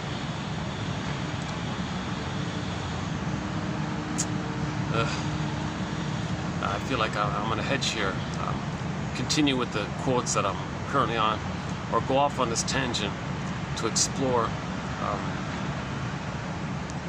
All right. Okay, let's give it a chance. Okay, what I'm about to say, I just thought about it this morning coming here, and it's undeveloped. It's going to be another tough one. It's going to be updated. It's like my first sort of exploratory brainstorming on it. Okay. Let's about 2 months ago, we did some quotes by a guy named Murray Bowen, and he made a big emphasis about a thing called the emotional triangle. If two people with distinct personality patterns, two people with the narcissistic personality patterns, they reject emotions, they reject tenderness, they reject, all they're doing is searching for grandiosity. Okay, the main emotions are hate, greed, envy, spite, vindictiveness, schadenfreude, okay, grievance collecting, injustice collecting, and vindictiveness, of course. They don't have the psychic structure to more losses, because the psychic structure to more losses is a self, having a self. I feel, therefore I am. If there's no amness, there's no feel. You can't have sadness there. There's no amness. So first, got to have an amness. But in the distinct personality patterns, they're still fused with the mother. In fact, they've identified with the mother, and their amness is seen onto others, which they're shaming. They're actually rejecting their own amness seen onto others. So when they hurt others, they're rejecting their own amness. That keeps them tight in the identification of the aggressor. So if the distinct personality pattern experiences any kind of loss, they don't have the ability to admit loss. They do a thing called denial and sour grapes with the slogan, didn't eat them anyways. It's contempt, and they call that a pyrrhic victory. And it inflates their grandiosity, that I'm okay, you're not okay. So that they don't have a structure to more losses. So again, the main emotions of distinct personality patterns, once again, distinct personality patterns are the various personality patterns that come about from the soil of trauma before 18 months. Mainly the various narcissistic types. The cookie cutter one that we know about, the star one, the voyeuristic one, the closet one, the turtle vine one, the clinging vine one. Okay, now you got the bully one. That's sort of a league on its own, right? It's like a more backwards one. And then the voyeuristic one of that, the Iago pattern of that. Okay, and then so on. The Swiss cheese of the narcissist that goes back to the bully, that might be the lower functioning BPD one. And there can be a narcissistic version of the histrionic one. So anyways, the main emotions of distinct personality patterns are, since they didn't get enough love to leave the mother, of course they're angry. Now, at the same time, they're one with the mother, so they got a kind of giddy excitement. They feel a kind of addictive. They're addicted because when the baby's one with the mother, he's in a blissful state. That's normal. The baby's not addicted, unless he's getting all that Tylenol or something. I'm not talking about that. So the baby's in a blissful state, oceanic feeling, oceanic bliss. So he's got a blissful, happy state. It's not an addiction. He's in a natural kind of it's part of the whole developing thing. So he's not addicted. But the search for that later on, and the dependency to kind of get a blip of that, to regress to that, to get that kind of, then you're dependent on it. Then you're kind of addicted to it. So, narcissism is named after that little white flower that gives people addictions, that gives people illusions. Hall of Mirrors, all about them. So, if the person with the stinger personality pattern sees his humanness onto others and rejects it, and they regress back to the old place where they were on the throne, and they've identified with the aggressor, when they act like the aggressor, it re-clicks the fusion, and you get a blip of that beautiful symbiotic feeling. So, and they have to repeat it to be loyal to the mother. So every time they act like the stinger, they're getting an excited feeling. Now they're addicted to hate, they're addicted to greed, they're addicted to envy, they're addicted to contempt, they're addicted to cynicism, because it re-clicks in the fusion between the self and the mother. Now the pain around all this is somehow numbed over. Okay, that's the endorphins. So the pain part of it all is numbed over. Shall I compare thee to an onion? Underneath the numbing is the excitement. So they're addicted to it, although they're numb at the same time, but they feel excited, but they're numb, something like that. So, in other words, love, gratitude, empathy, they haven't entered the psychological picture. The more quote-unquote human side of being human hasn't really entered the psychological picture.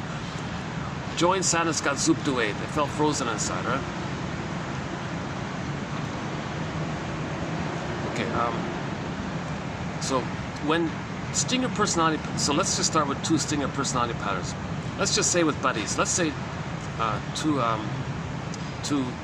quote-unquote buddies, both having the stinger personality patterns, become mates or friends, what do they call it, right? Now, the first thing, the tendency is find someone, a third, that they're going to hate, who's no good, who can represent or stand in for their shame and disgust and all that, because they don't own it themselves. Their unloved self, their shame self, others can have it. Now the other one's doing the same thing, so they pick a third. Okay? That's the scapegoat hunger. So the scapegoat hunger. Okay? The scapegoat hunger is a third is identified, and you're going to believe they're no good. So whatever complaints you have in your life, you don't direct it to your buddy and the friend, you direct it to the third. You know, the guy's doing the same thing and you both agree to do that. It's the collusion, like that, right? That keeps the two taking turns playing big shot with each other. That's Burglar's line, that the two take turns playing big shot. You get to play big shot, I get a turn playing big shot, grandiosity, I'm good and others are no good, and you're okay, you'll be good and others are no good, haha. And if there's any kind of real issues, no, not between us. Nothing real about any real feelings.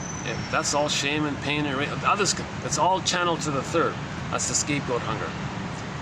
Okay. So two stingers get together. First thing to do is, who are we going to agree to hate together? Then they can get along with each other. Now, if Burglar says if at any time the two stingers try to make something real between them, like a real feeling between them, oh, poof, it's over. You broke the deal. We can't get along. We're going to be angry at each other like this. So it's too much. So they're dependent on that third. So that's the emotional triangle issue that Murray Bowen talks about. Okay. Another way of summarizing it is if parents get married, if a father and a mother both have a stinger personality pattern, they do the same thing with one of their children. They're going to scapegoat one of their children. They actually want one of their children to be naughty. They create the conditions, lie hop, and let it happen on purpose. So the mother doesn't provide her love. Baby's going to get enraged. Mother takes covert, vicarious delight, thinking that the child is expressing her rage. So that's called evocation of a proxy. The father's doing the same thing. He relates to the child, goes along with it with the mother, and they want one of the children to represent their rage, so the parents don't argue amongst themselves. They'll channel or see their anger at the partner. The child is angry. Oh, the child's angry. That distracts them. So the child is expressing their anger for them. So proxy means, so the child is a proxy. The proxy means someone who feels for you, plays a role for you or does something for you. So the parents covertly do it that way. They want one of their children to be angry. Then they can think that that child is expressing their anger. Father thinks the child is expressing his anger. She does the same thing. That gives them a little relief, because the child is expressing, that's called externalization. The parents see externalized their inner anger. They see it externalized, that like their attention is like outward like that, so they don't have to direct that at each other. So they create the conditions for it. Mother doesn't provide the love. She can easily, sneakily do it. She's got power. Mother knows best. She uses that power to create that, to make that happen, and sets it up, let it happen on purpose. And she takes covert delight in seeing the child being rude or aggressive or a bully pattern or naughty boy or whatever, a menace or whatever, those kinds of characters. As long as the child is expressing anger, the parents are delighted. So that child is scapegoated. That's just part A. That's just part A. They did that as the setup for part B. Now the parents can say, look at our child there. Look at whoever. Is it Margaret? No, not Margaret. Never mind the name. Look at the child there. He's pretty naughty, yeah. He's threatening me. He's a bad boy. Oh, yeah. So they're focused like that. They want to manufacture an identity for the child to meet their psychological need to not direct their anger at each other. So they say the child is a naughty and all this. Then they label the child as threatening, dangerous. Then the parents say, well, we're justified now. So they create an excuse. It's called rationalization. They want to invent a rationalization or an excuse to have a chance to be angry at the child, to make them feel that it's okay to be angry at the child. Well, if the child's so dangerous and naughty, they have a right to punish the child, let's say, or shout at the child or something. So the father expresses anger at the child, mother expresses her anger at the child because of the way he's behaving. And the parents don't admit that they created that child like that, for them to have the opportunity to express their anger at the child. So that poor child is being scapegoated. That's the scapegoat hunger phenomenon. Now the child goes along with it because he thinks he's trying to save his parents. He feels important. Wow, mother needs me to express anger. It pleases her. Oh, and same with the father. It keeps the parents together. So that's the now you got the triangle, emotional triangle. So Murray Boland talks a lot about this. He overgeneralizes it. But anyways, let's take these 2 points, emotional triangle and scapegoat hunger.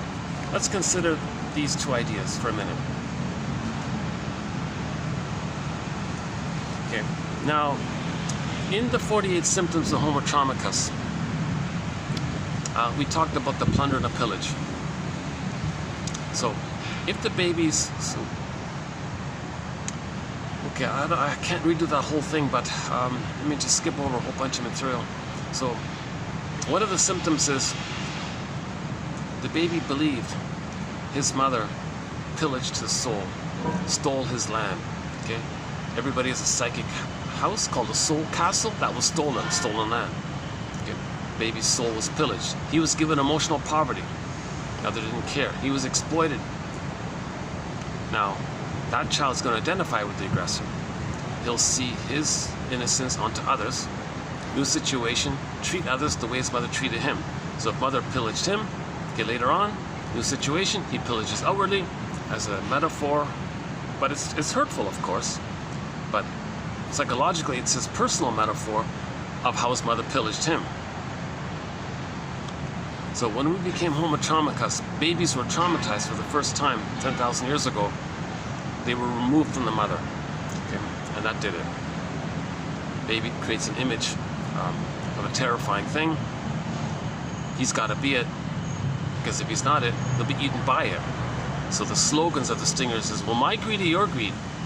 The perverse logic of the stinger, one of the perverse logic thoughts of the stinger personality patterns, well, if I'm not greedy, my mother's going to eat me. That's what they actually say. The slogan is, my greed or your greed.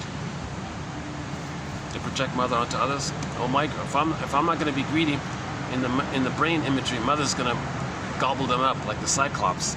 Okay, in the White Bear King Balamon, the Boar Queen was eating them and using their bones as toothpicks. You know, that whole voracious moral rage greed. That image, pretty much. That's a very graphic one. That one there. Okay, so we're talking about the emotional triangle, scapegoat hunger. Okay, now when we became Homo short-salicus, I'm just modifying it from Homo economicus. So Homo traumicus, one guy called it Homo economicus, meaning we went from village to pillage. Okay. Tolerant personality to prejudiced personality, okay, and so on. So when we became Homo short-selling, so again, short-selling, right? Something's good. If you wreck it, you get a profit. They call it short-selling. So the baby has something good. Mother damaged it. She got some benefit. So the mother was the mother short-sold the baby's soul. She got some benefit by damaging the goodness of the child.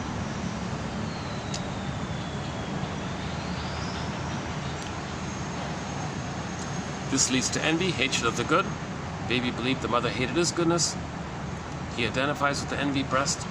To be loyal to the envy mother, to the envy breast. To be loyal to the mother, the envy breast. He's got to hate goodness, the way the mother hated his goodness. Again, interpersonal leads to the intrapsychic, which then expresses itself later on interpersonally as a pattern. As above, so below, inside out. Got to study this whole kind of thing. Got to look at this blueprint, meaning the memories that the child had with the mother. So if the mother plundered the baby's soul, it gave the baby emotional poverty and all this, the baby's going to identify with that. New situation, act like that. Others can stand in for their lost innocence. Okay? On the record, it says mother exploited them. Mother short-sold them. They see themselves on non-threatening substitute others. They play the short seller, short-selling themselves, but they see themselves outwardly, so they short-sell outwardly. Now, it seems to be, now here's another edgy part of the 48, I was also on another very airy, unfounded kind of thing, but one of the slogans of the pillage and the plunder is principle of discovery. It's more convincing when you call it doctrine than discovery. Like, it sounds formal, mother, authority. See, I don't want to peddle that. So let's just call it principle of discovery. So my working hypothesis for the moment, which needs updating, of course, got to start somewhere, right? Is that 10,000 years ago,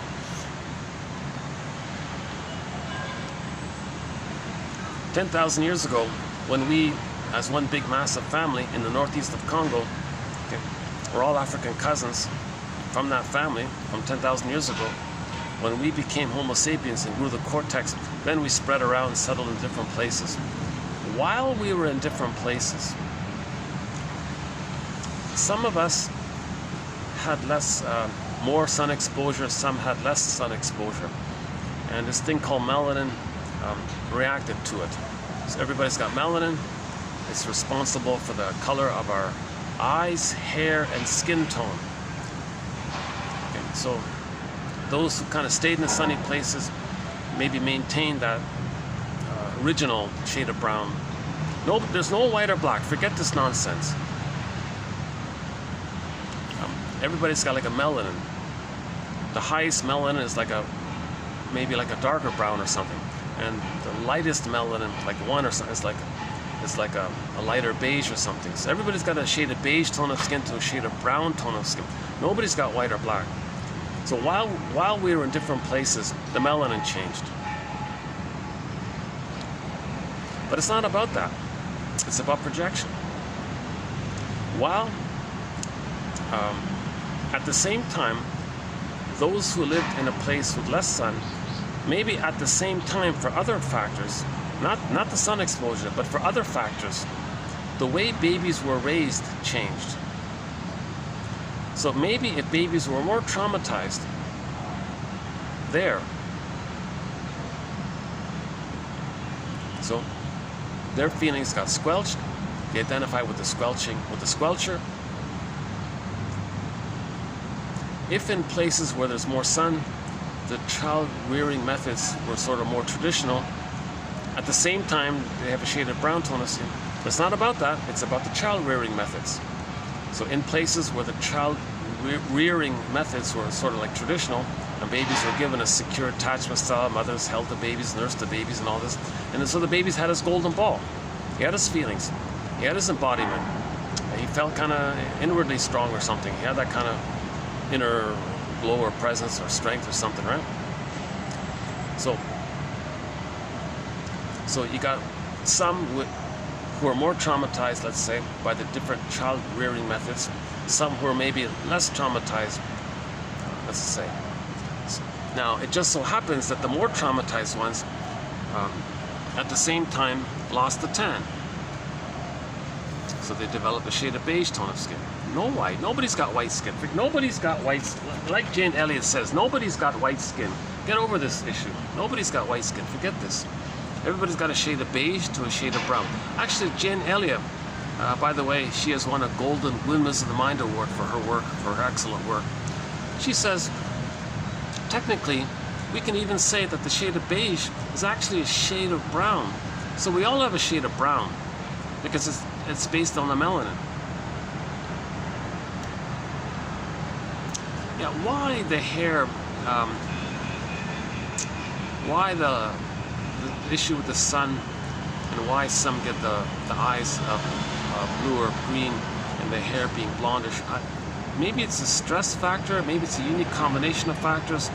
There must be some other kind of dietary or stress or certain types of conditions that lead to that. I don't know those kind of details, but as Valiant says, trivial biological variations, kind of like cosmetic things. It's just outer stuff. It's trivial, superficial stuff, right? The shade of beige to shade of brown, okay?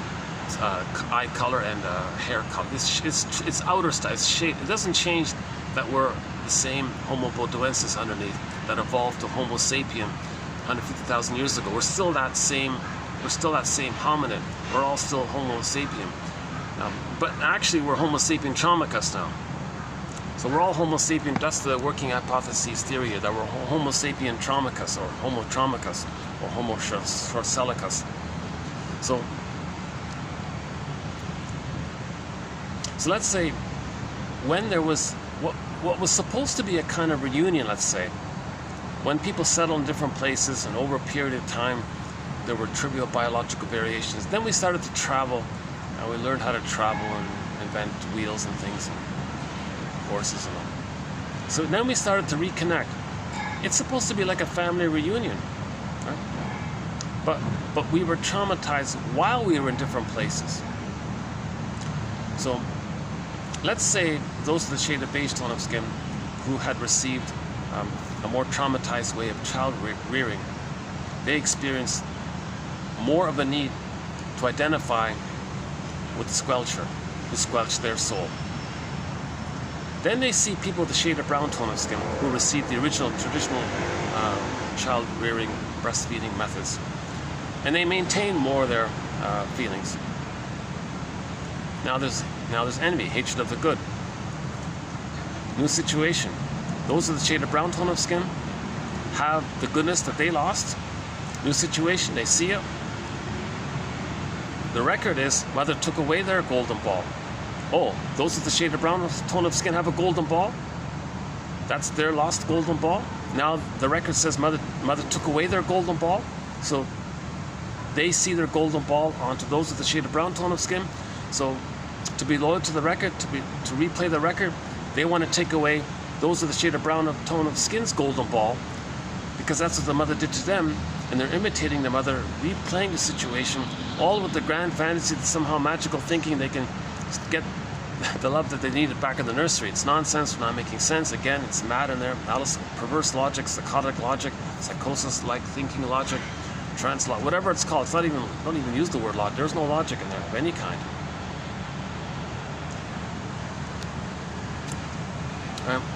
So Robert Bly uses the word passion for this. Like if you have your feeling self, your golden ball, your vibrant state feelings, aliveness of feelings, needed feelings, you feel embodied, that's like an inner passion kind of thing. So those with the shade of beige tone of skin maybe not reductionistic, but exceptions to the rule, but maybe a higher percentage lost their passion or something like that.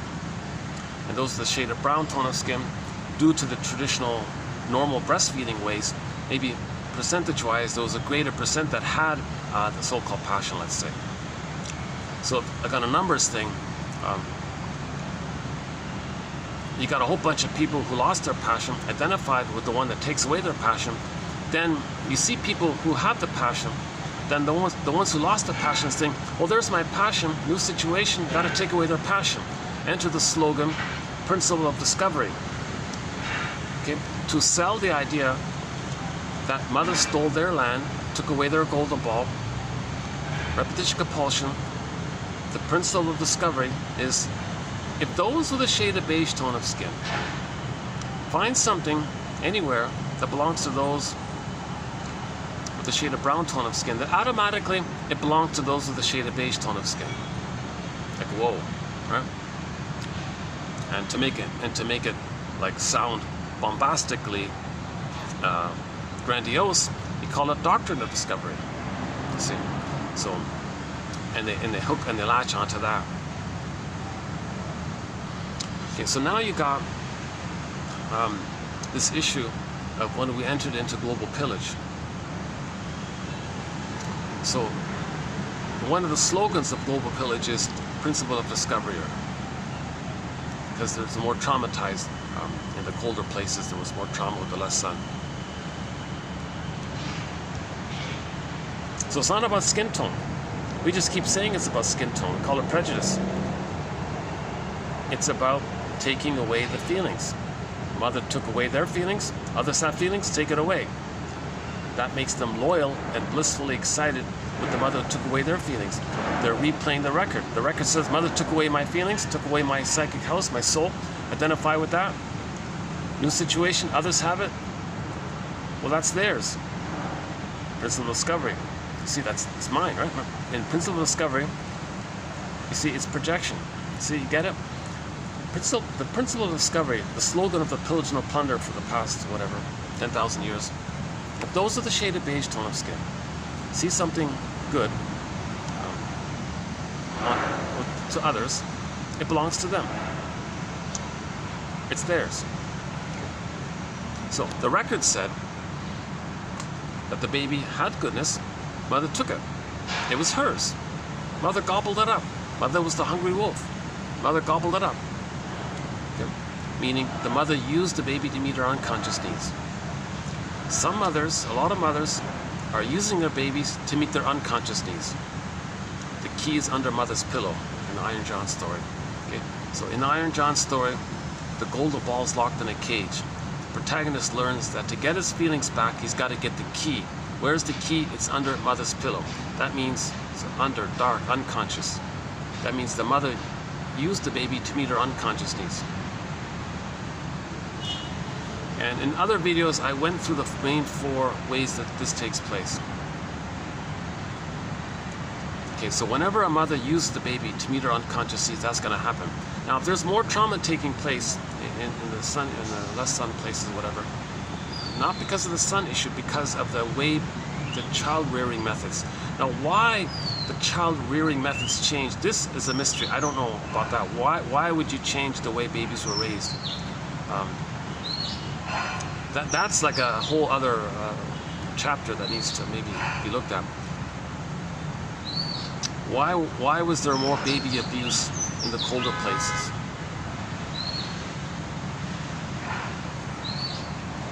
Okay, that's a whole other thing for a future topic. Maybe we really need to understand this point. Maybe that's the missing piece of the puzzle. Maybe that's it there. Maybe that's the key missing piece right there. Yeah. But let's back up. Let's back up to the current exploration. Okay, so in the 48 symptoms of Homo traumicus, one of them is this issue of the pillage and the plunder, to be loyal to the mother and to have a mother who pillaged them. Mother pillaged them, identify with the pillager, new situation, others have goodness, pillage that. But the goodness seems to be when babies receive a normal breastfeeding experience. And this normal breastfeeding experience took place where there wasn't a need to change it. And it just so happened I was in a sunny place because we were all from Africa, right? So I don't know what it is about the moving that caused the change in the breastfeeding experience. Maybe more travel. Yeah, okay, that's a real question mark there. Thanks. I need more like more anthropology knowledge and more maybe. See, I'm not a doctor, I'm not an anthropologist and all this, historian and all this. Now you got to get into studying the fossils and look under the microscope or something. Yeah, I got a real block there. I feel like there's like a door that's locked there. I can't even open and I can't even get a peek what's inside that room. There's no light. Like there's no like little window to peek. I don't even know what's in that door. About why that took place. Lloyd DeMaz maybe is one clue. He talks a lot about babyhood trauma, how cruelly babies were treated in the past in the Europe areas, right, in the north.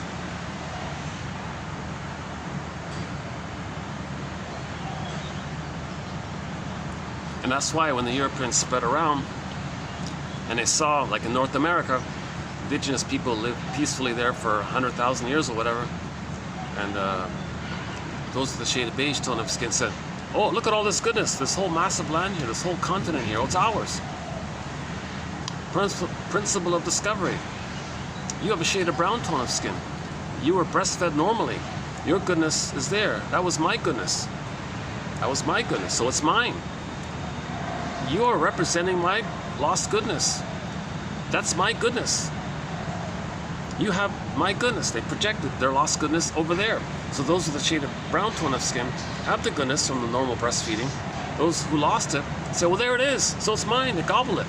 So they plunder and pillage to replay how mother plundered and pillaged their soul.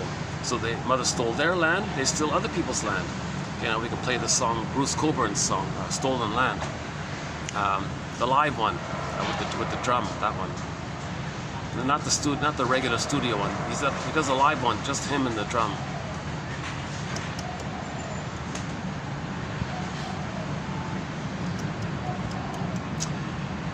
Okay, before I forget, yeah, that's, oh, jeez, there's so much good material. Thanks. See, I'm kind of dipping into the 48 symptoms, that's why. Oh, I got the window washer. Oh, I got a bit of a breeze now, great, yeah, oh, let's see, oh, hang on, let's get the battery, let's check the oh, look at that, 30% down, oh, look at that, yikes. If I'm getting a battery problem, there'll be a part 2. Let's see if I can charge this up again. This has been a big help, but once in a while, this has been a big help, but once in a while I still have issues. Let's see. Let's check if okay, it says 31 here. Let's wait a minute to see if it goes up or down now. More stuff here.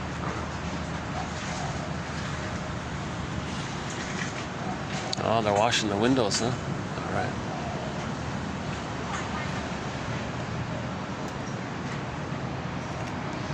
Let's see what time is it. For 4 o'clock, still 31%. If it goes up to 32, I'll relax. It's got battery. If it doesn't, there'll be a part 2. I want to at least get this thing out about what this psychopathic worship, Lucifer worship, devil worship, this whole obnoxious idea. I'm trying to get there, yeah. I'm trying to lay some like a stool, like 3 points. So I want to offer a stool theory. I want to offer a stool, okay, 3 legs, like a theory of why a lot of people are talking about this. What is this idealization of the guy with the horns? What is this? Like, what is all that? Emotional triangle, scapegoat, hunger, and a symbol as a container. So now let's back up. In the pillaging and the plundering, one of the mechanisms is within the short sellers, there's envy amongst themselves. So in response to that, everybody buys everybody's shares. And there's a whole network, and they call it a fiduciary responsibility to plunder and pillage. The template, the prototype, was that the mother. It was legal what she did. The mother plundering the baby's soul, it was legal. Now the fiduciary responsibility is the loyalty to her. Fiduciary responsibility means being loyal to the mother. The baby, back to the inner, the baby's only sense of having a mother is imitating her, trying to save her. So later, fiduciary responsibility, gotta save the mother. So plundering and pillaging the planet for a quick buck, the way the mother pillaged the baby's soul for a quick moment, good feeling, they create a thing called fiduciary responsibility. So they make it illegal to not plunder and pillage. You're being disloyal to the mother.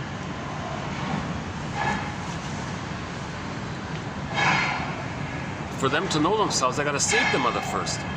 So this is all unconscious, right? Wait a sec.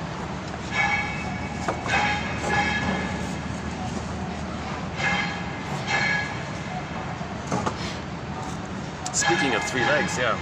Notice how a lot of chairs are always rocking.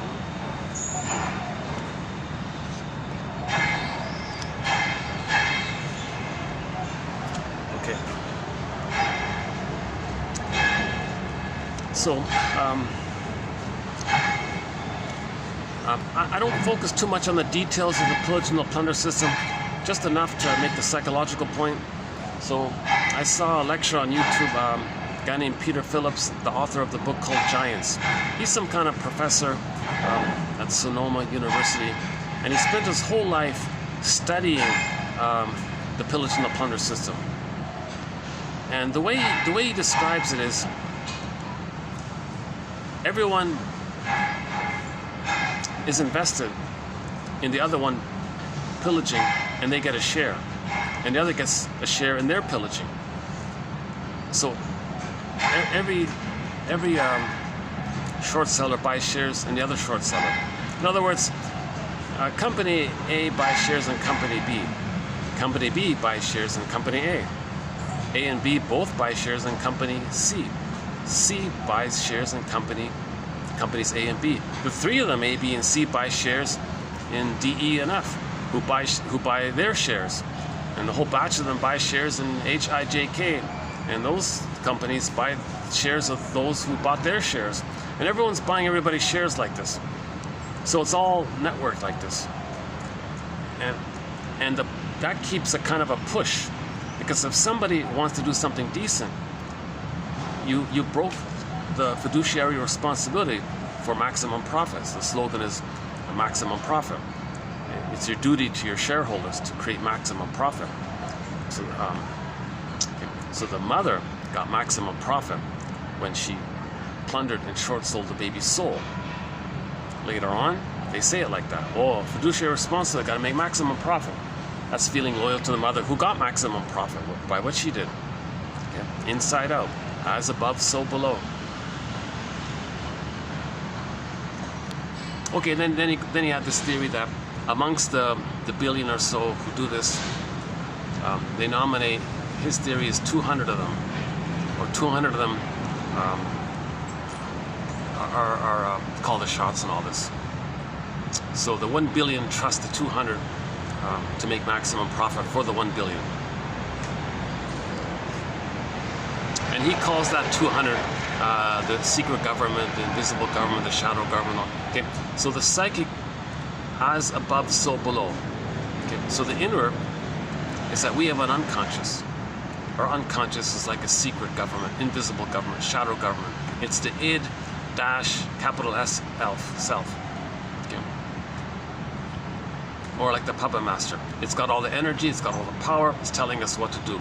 We just, and somebody said 85% or 90% of our decisions come from our own personal individual shadow government, i.e. the unconscious self or the double self. Oh, there's the moon. Look at that. Oh, there's the moon.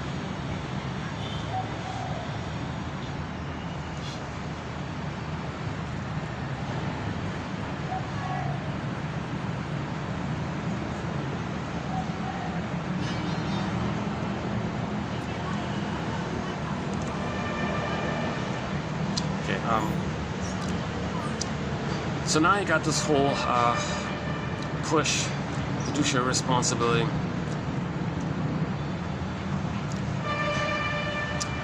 Okay, so all of this networking thing, it's the accumulated, summed up version of the emotional triangle effect and the scapegoat hunger effect. Okay, so those with the shade of brown tone of skin are scapegoated, right? 80% of the people in poverty, 20% of a party or whatever. Enter Bruce Coburn's song Call It, fill in the blank, right?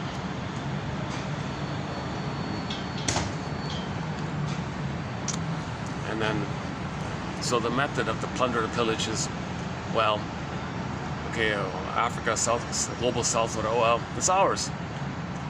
Mother gave them feelings of guilt because they couldn't save the mother. The baby violated something by thinking she was good. Babies feel guilt.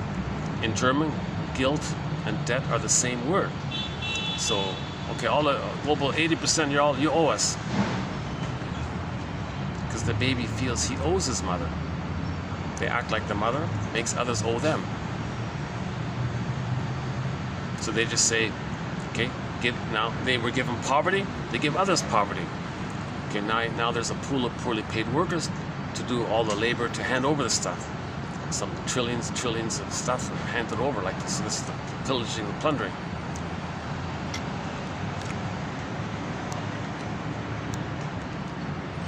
One famous short seller says, yeah, this whole plundering is based on envy. They've got goodness, well, we're going to take it. Well, the greed is the gobbling part, but underneath the greed is the damage. So 80% are in a damaged place. So it's called grenvy, right? He said, you know, it's the plundering the planet for a quick buck is not based on greed. Greed is just a superficial tool for it. Greed is this repetition compulsion to get the good breast. Nothing in the present can be the good breast that was needed in the past. But the act of being greedy is destructive. That's what the envy likes. The envy likes to see goodness damaged, and greed does have a damaging effect. So envy says to greed, do your thing.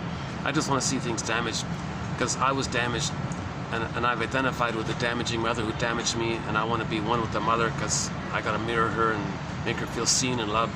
So I'm imitating her. So I don't have enough love to leave her, so I'm stuck there, still in this compulsion, try to save her. So envy is the driver of all this. He even made the ironic comment that young short sellers are envious of his envy. Like he says this whole plunder and pillage is based on envy. Again, the baby can't tell the difference between the mother and his experience of the mother. Key point here, the baby can't tell the difference between the mother, the reality of the mother, and his actual physical, emotional experience of the mother. The baby's experience of the mother is that she hated his goodness. His emerging self, his needs, and then his signals, feelings, all that squelched, frozen, hated, identifies with the aggressor. Others have something good, they do the same thing. They treat others the way the mother treated them.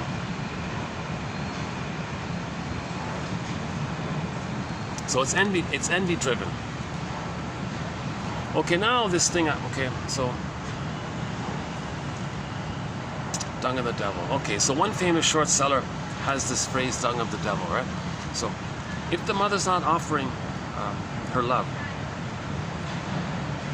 that means in the mother's psyche, joy and sadness got zooped away. What was left at the console? Okay, fear, anger, disgust. Fear gets overwhelmed, so anger, disgust. Shame, at this point, we can say. So the baby's experiencing mother's anger and shame. the way the mother treats him, he treats himself. That's the so-called dung of the devil, because the baby's gonna project his rage and oral greed onto the bad breast image mother and make her be an enraged, inflamed. Okay, he feels in hell. Okay, meaning the image of hell is a metaphor for the emotion of shame. The baby feels shamed by this. Now in the hell scene, you got the guy with the horns who's doing this. So that's the breast. You take the breast. Okay, maybe with the horns is, I'm not sure if it's because the constant reference to bull and on the coin they put the bull. See, and then the coins that I don't know, but maybe another speculation is a thing called condensation. The baby's rage. He looks at his mother's eyes and says the mother's enraged. He blurs in the breast and the mother's eyes and makes the spikes and makes the. Now the staff with the horn, that's the cord and the 3 veins. So he had prenatal trauma as well. See? So the guy with the horns can be with the staff or without it, doesn't matter. So in other words, mother's hate is the dung of the devil. The baby thinks the mother's a devil, and her hate is her waste, and the baby can't metabolize it. Now he's going to hate himself. The way the mother treats him, he treats himself. So he's got to identify with the aggressor, hate outwardly, to be loyal to a mother who hated him. So again, the main emotions of the string of personality patterns are hate, greed, envy, envy, spite, the shadow, flutter, grievous, collecting. Okay, this infantile yardstick, nothing ever works. Okay, this all or nothing, perfect or forget it, the splitting mechanism, goddess or demon. So when the baby's nursing, he's paradise, heaven, great. Mother's misatuned, the bad breast turns it into a devil-like creature, demon character, or devil-like character, or a monster wants to hurt him, or something like that. He's inflamed and rage, shame, rage. Okay, that can't be his mother. It is his mother, but he deludes himself that it's not his mother. So he does a splitting mechanism. Okay, so Miriam Minerbo from São Paulo, Brazil, quoted her client, and she was saying that when she dates some fellow, if he doesn't give her everything, he gives her nothing. Okay, so her yardstick was that babyhood place. That the breast was everything for the baby. It'll play Barry White's song, "You're my first, you're my last, you're my everything." So the person didn't get it, it's deep out, it's nothing. They got nothing. It's everything, or it's the bad breast experience, and they split it up and deny it. So in the psychic structure, they don't have a memory of a loving, positive mother. And that's why in myths and fairy tales, you don't see the character of a loving, normal human mother. It's missing. That's why the fairy tales are there. Oh, okay. Yeah. We're doing a good job. They're cleaning the windows there, yeah.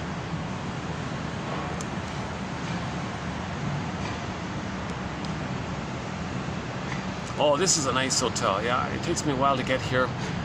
It's well worth the trip. It's one of the prettiest. It's a real. It's a refreshing, delightful place. They got a lot of nice deco around.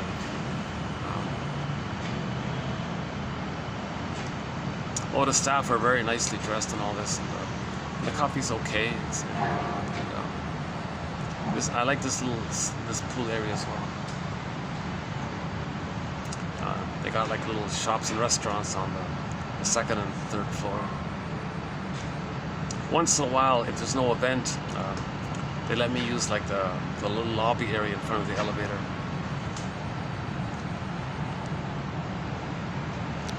But yeah, now with the better weather, I think I could do, maybe I might be able to do more videos here.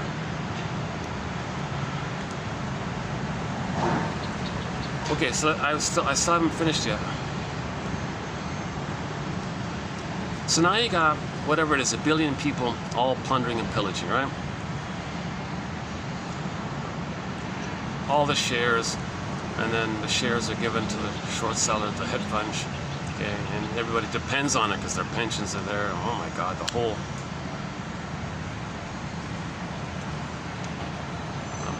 So that's why everyone turns a blind eye and falls on deaf ears. They're hurting others. Well, I got my pension. I want to retire and comfort and all this. That's the part of the pillaging and the plunder. It's entitlement. They got a shade of beige tone of skin.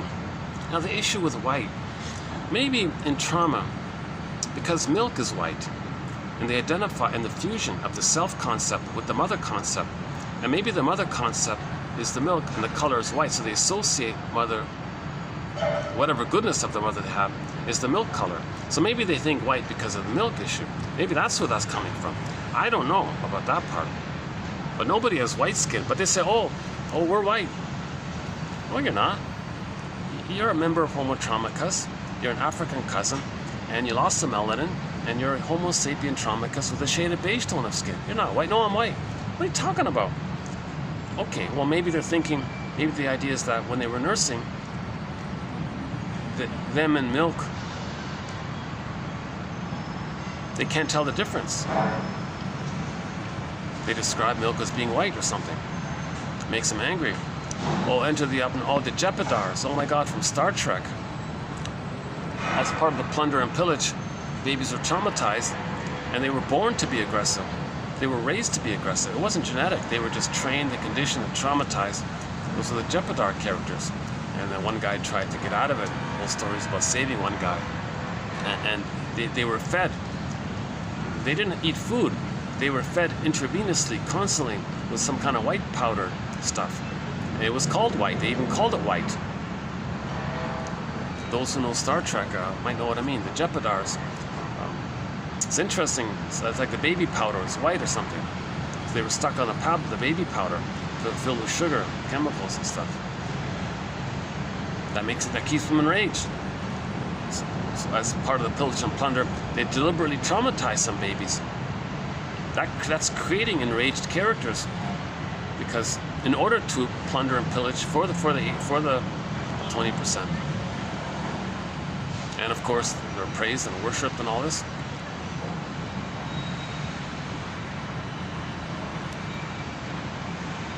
Oh yeah. So back to so what I saw.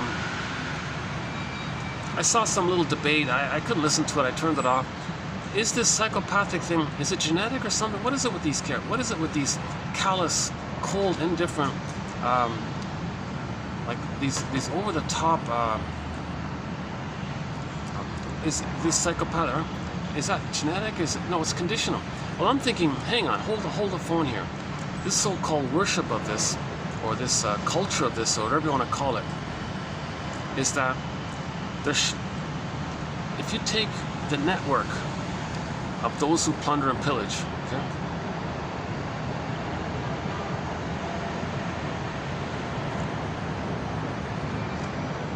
What's going on is the scapegoat, hunger, and the emotional triangle. What image can symbolize or contain those two? What image or symbolize? What image or symbol? Now, and then one clue is one short seller said dung of the devil. So, let's just take the Lucifer guy, the devil guy. Right? So that's like an image to contain, to hold the existence of the collective or the summed up need of stinger personality patterns who need to scapegoat, to not be angry at each other. They got a scapegoat. So back to the scapegoat hunger. The scapegoat hunger. Others are victimized, keeps the two happy in their grandiosity. Because stinger personality patterns cannot make I statements. They don't want feedback. They mock therapy. They mock feelings. They mock the feminine self. They mock gratitude, trust. You're such a fool. You're an idiot. Get over it. They have this aggressive, negative attitude towards anything related to the yin, the feeling side, the feminine principle. I feel they're for Amos. They reject all that. Now, once you create a symbol like that, like the guy with the horns, let's say, and you associate that as the container of the collective loyalty to be loyal to the mother who traumatized them. So you're being loyal to trauma, in other words, something like that. You're being loyal to the trauma. So something is containing their rage, something is containing their envy. There's a symbol that represents the containment and acknowledgement of their rage, envy, greed, spite, the entity of the shadow, and freude. There's a symbol that contains it all, right?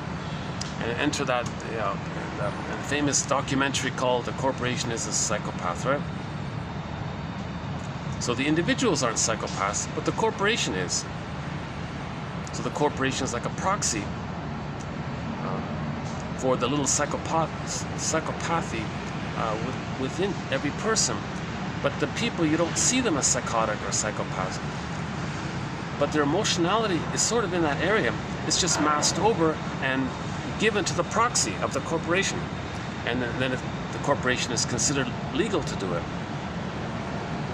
Because it was legal for the mother, for what she did. Nobody stopped the mother from abusing the baby. Nobody opposed the mother. Not even the father. Father is passive. Well, mother knows best.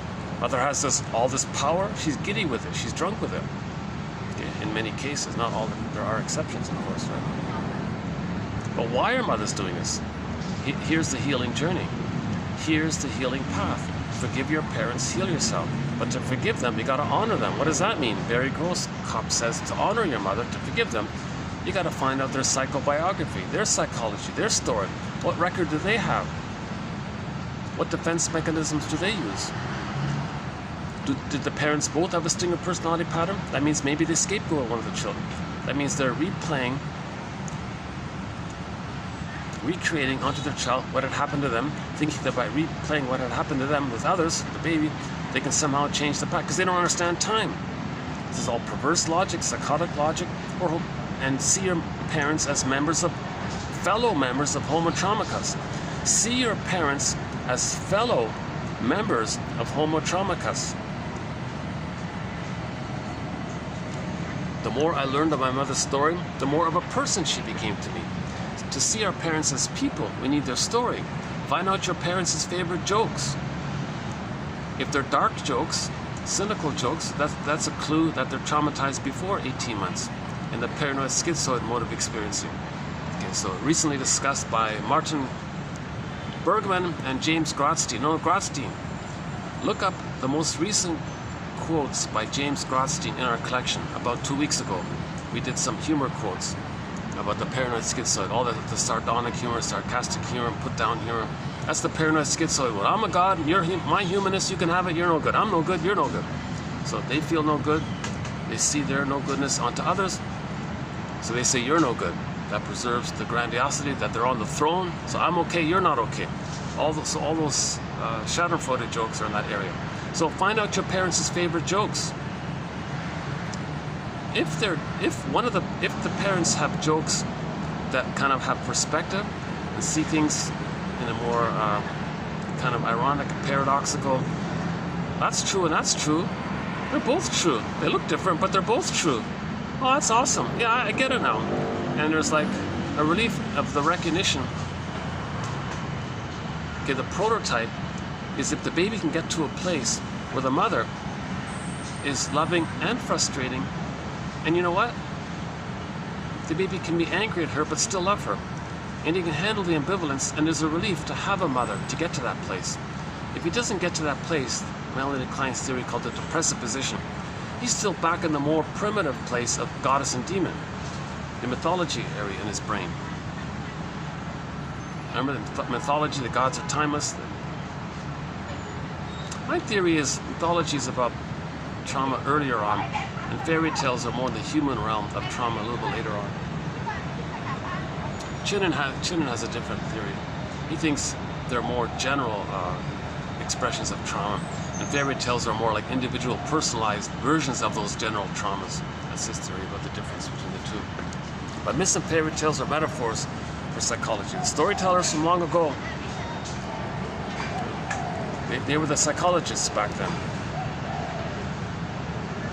It wasn't amusement for kids, they said. Those myths and fairy tales were actually therapy tales, giving us recognition of our trauma so we can see it and have some sense of validation of what's happening.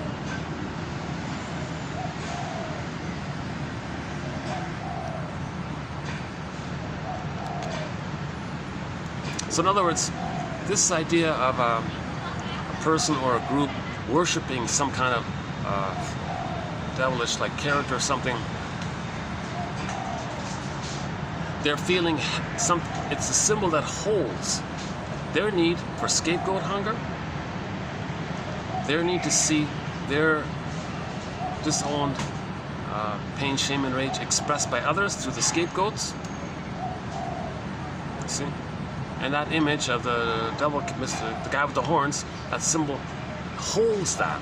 It holds and contains the person's need to see their shame and wounded externalized via the emotional triangle phenomena that Murray Bowen likes to talk about. Okay, the scapegoat hunger issue. And the guy with the horns is a symbol that holds that. Now, if something holds something, if something holds your psychology, wow, it's like mother holding you. Now that's like your mother, and you're worshiping your mother, the way people worship their mothers when there's trauma. We shouldn't be worshiping mothers either in an over-idealized way or either in an over-devalued way. Mothers are human beings, not goddesses or demons. So likewise, we shouldn't be worshiping our mothers as if they're goddesses. Some people have these wildly over-the-top, exaggerated, ridiculous phrases calling their mothers virtual goddesses and angels on heaven, like world's greatest cook and all, etc. That's also a sign of splitting.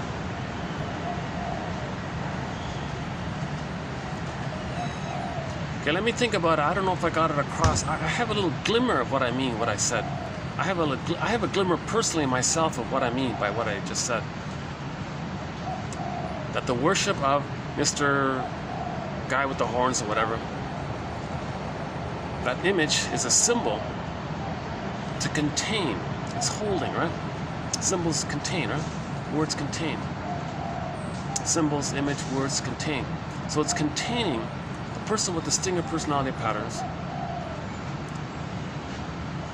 need to externalize, see others express. That's the scapegoat hunger via the emotional triangle phenomenon. So it's holding that. If you feel your personal psychology being held, you're going to worship. Maybe you worship that. So now you have these guys worshiping it, and then just create some bombastic stories around it, and you're perpetuating this thing, and it becomes addictive.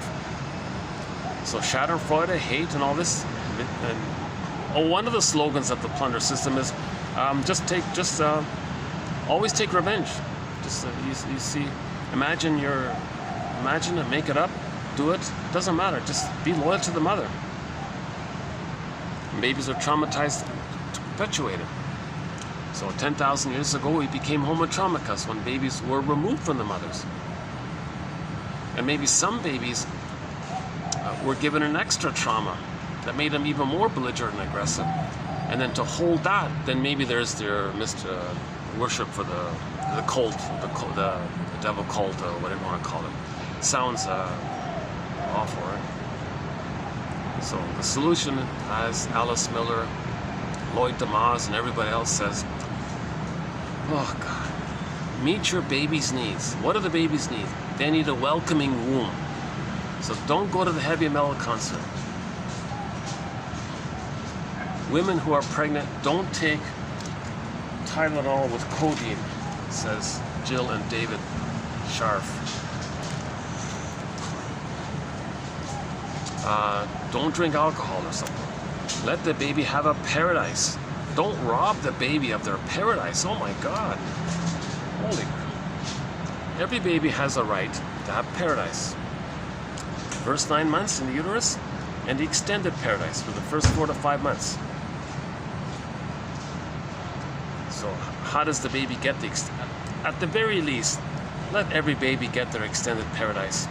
So one suggestion is mothers just stay at home for the first 4 to 5 months. Stay in bed, skin to skin contact. Baby's sleeping on the mother most of the time.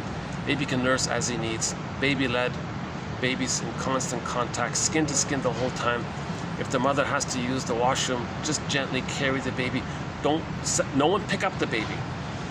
When the baby's born, hand the baby, place him on the front. He's looking for the nibble to latch. Good, keep it there. Keep it there for 4 to 5 months.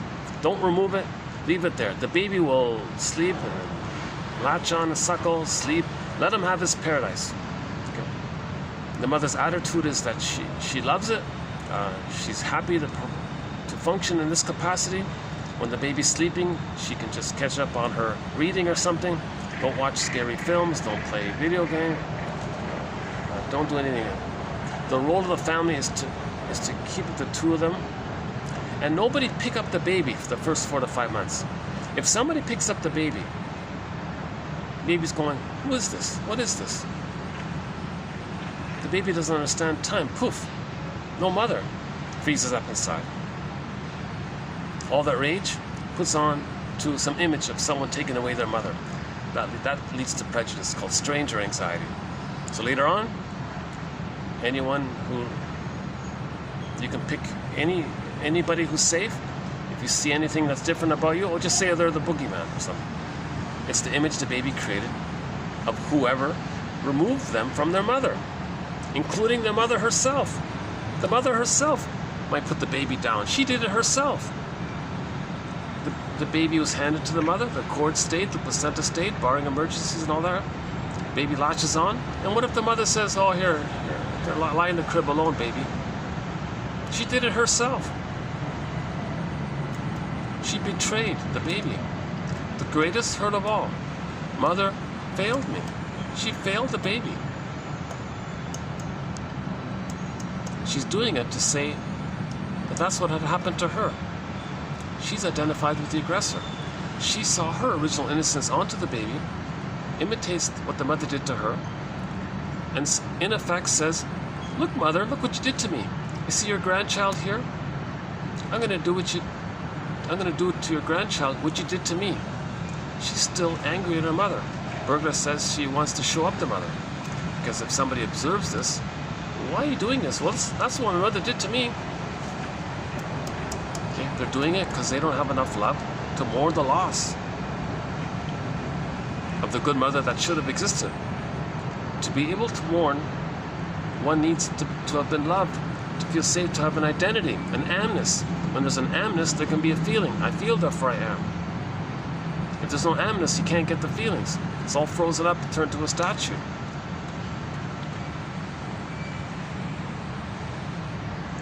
Going okay here? Oh, the battery. Hang on.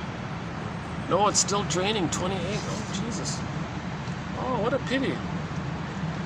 I'm having a very irregular thing with this. No, it's draining. Oh, what a pity. Okay, there's going to be a part 2 then.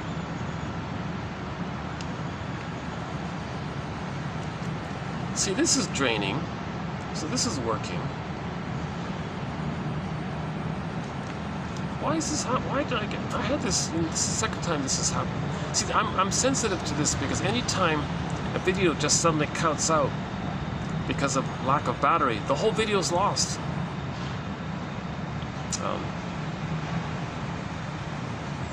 If there's lack of storage and it cuts out, it's saved. But if it's lack of battery, the whole thing is lost. I've lost several good videos because of this. That's why I was so glad to get this. But now I'm noticing lately it's not been working properly, even when I reset it. On the other hand, it is a slow drain because it was 32%, and now it says 28. It was 29.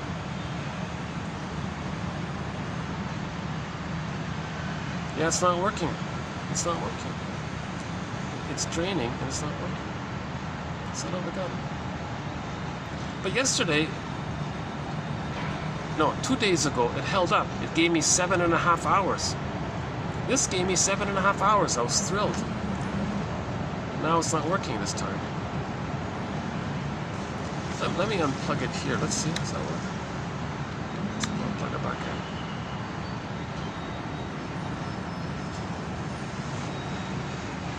What a metaphor, eh? My baby phone here, it's not getting fed by the breast because the connection isn't there. The cable, the connection is broken. So the baby needs a nerve line connection with the breast mother. If he doesn't, he's going to shut down inside. Just like this phone will shut down when it's not being fed here. Okay, that's okay. There'll be a part 2. That's okay. Let's just make sure. 28, still 28. When this gets down to 10, I'll shut it off and do a part 2.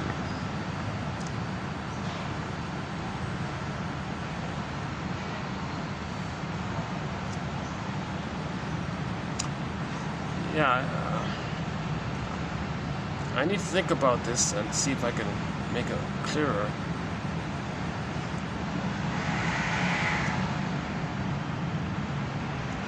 Okay, so Murray Bowen's theory about the triangle. That when two people are together, if there's too much tension, they may gossip about a third. So there's a mild example of the triangle. Two people get together and they're feeling tense, so they start gossiping about the third person. So the third person is now you got a triangle. So the third person is like mini scapegoaters kind of thing, right?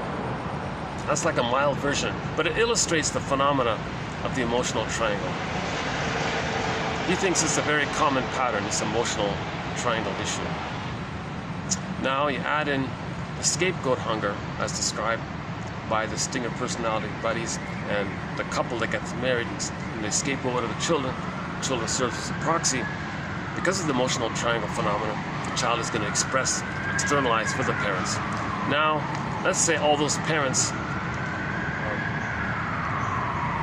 many of them were traumatized, more so, and at the same time got a shade of beige tone of skin. And now you got a whole bunch of them. Now they're all invested collectively, let's say, or whatever. Sort of it's a byproduct of a summed up effect. I'll put it that way. It's a byproduct of a summed up effect of a whole bunch of people with trauma who all have scapegoat hunger, who all crave an emotional triangle. Okay, those are the shade of brown tone of skin. There's something good. They lost goodness. They have goodness. So now you get the triangle that way.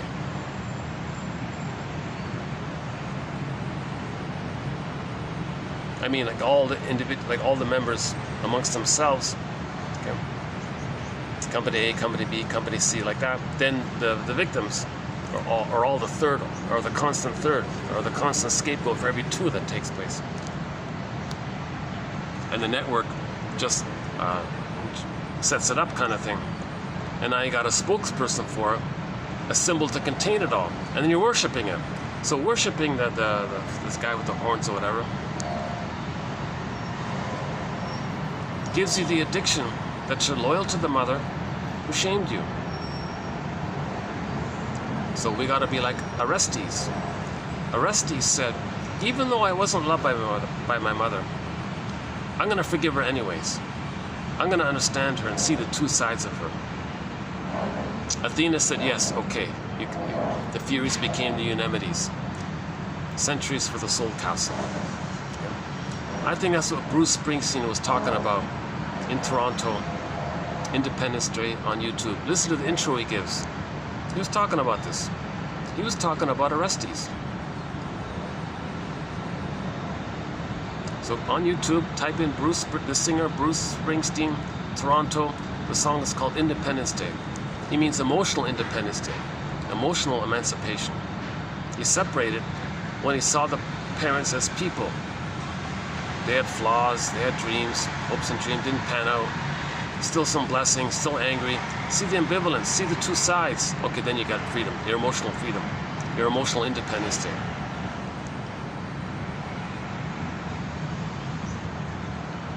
That's one of the best song introductions I've ever heard, that one he gave there in Toronto. You don't see it very well. The guy who filmed it was sitting way up in the rafters, so it's all dark. But the audio is good, you can hear it. It's about 3 minutes long or something. It begins with fathers and sons, fathers and sons, fathers and sons. Fathers and Sons was the first. It's a song you write when you're young.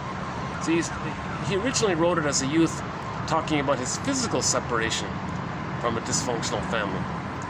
But he carried the dysfunctional family internally, so he was still there internally.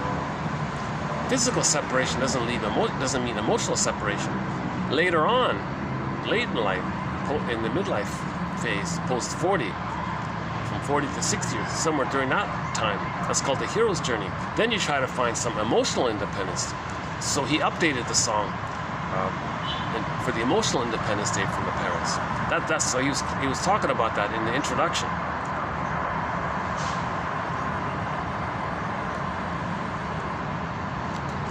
Yeah. So again, it's a metaphor. It's a metaphor. Myths and fairy tales are metaphors for psychology dynamics. Okay. Rusty had to like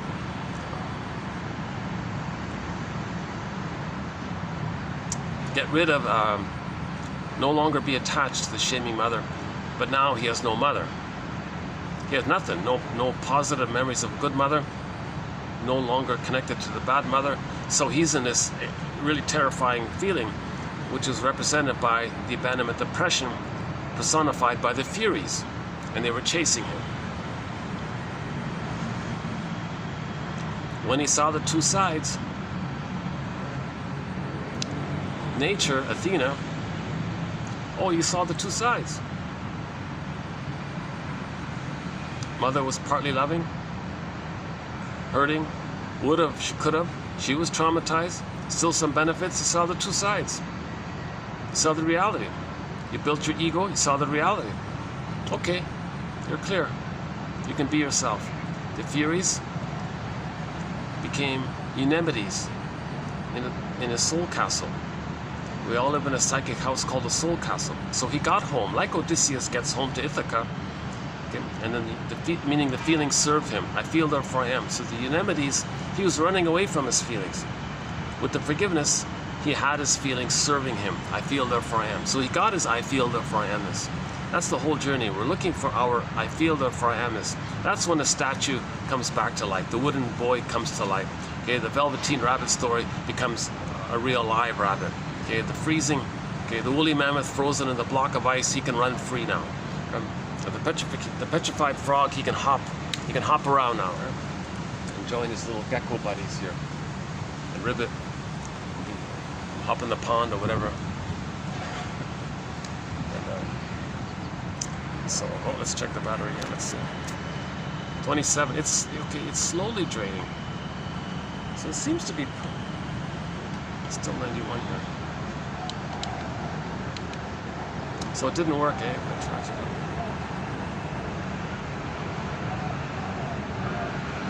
Yeah, now this is a new thing where it seems to be, it might be giving me a little bit of a charge. Because if this completely doesn't work, I've only got 2.5 hours on the phone. That's where I am now, right? But if I keep going, I can maybe squeeze a half an hour. Now it's at 27.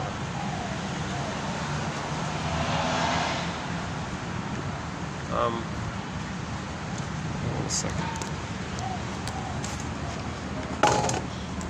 I did a preview of our quotes in the last video, but you know, let's do this for part 2. So in part 2, I'll see you in part 2. So in part 2,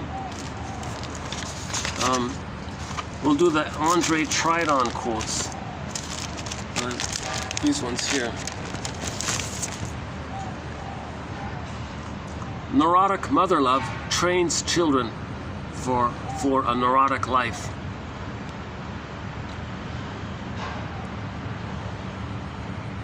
Okay, about the ideal, okay, the idealism, okay, looking for the perfect breast. Okay, that's the mother complex. Okay, and then if the mother thinks his husband regards her as a mother, her unconscious will shut down due to the incest taboo. So the guy won't have a physical gratification. So he'll look for a mistress if he thinks his wife's the mother. So now you got that split. Because the unconscious incest taboo that the unconscious senses and shuts down. So that's see, so right? Plutonic. So the mistress gratifies the body but starves the mind. Right? And then the wife, the loveless marriage gratifies, you know, that you have a family, but there's no physical intimacy. Right?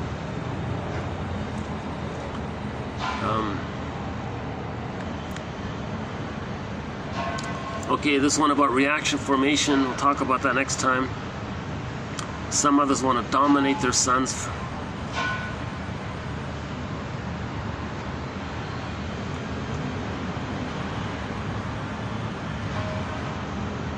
Okay, you know, okay, this quote, let's do this quote here with Steckel. Here's an example of what we're talking about, a scapegoat hunger here. What, is it showing up? Yeah, I can't see if you're seeing it, but look, it's the 1, 2, 3, 4, 5, 6, it's the 8th one down, the one beginning with the word when. Okay, when mother love is lacking, or when a mother hates a very young child, the psychologist must look for morbid, unconscious influences. Wilhelm Steckel tells of a woman who was very fond of 3 of her daughters, but for some mysterious reason hated the 4th one. Analysis revealed that she imagined she saw every one of her husband's faults reproduced and magnified in the unfortunate child. Unwilling to accept her dislike of her husband, the mother had transferred it to the child, who served as a scapegoat in various ways. So there's a version of what we're talking about. She got one of the daughters, she had 4 daughters. One of the daughters she used to direct all of her hate that she had towards the husband. So she didn't want to admit her hate towards the husband. So she hallucinated the traits of the husband into the child, and then transferred all the hate of the father to the child, and then hated the child. So that child was scapegoated. So now you got the triangle, right? You got her and the 3 daughters sort of okay, and well, her and the mother, sorry, the mother and the father, and then one of the daughters. So one of the children are scapegoated. If we were to create a symbol for this, it'd be worship of the guy with the horns. Something to contain the phenomena of mother channeling all of her hate to the poor kid. So she's worshiping Lucifer, right? The mother doing this is worshiping this psychology dynamic of scapegoating one of her children in this emotional triangle dynamic. So she's a worshiper. She's an unconscious worshiper of that. Right? Just apply that. It's the exact same thing with millions of people, or tens of millions of people, or hundreds of millions of people, whatever. Hundreds of millions of people bundled up, all buying each other's shares. And this push for a scapegoat hunger. And the container of the image doing that. So they're all worshiping. So in other words, when you scapegoat your baby, you're worshiping the guy with the horns.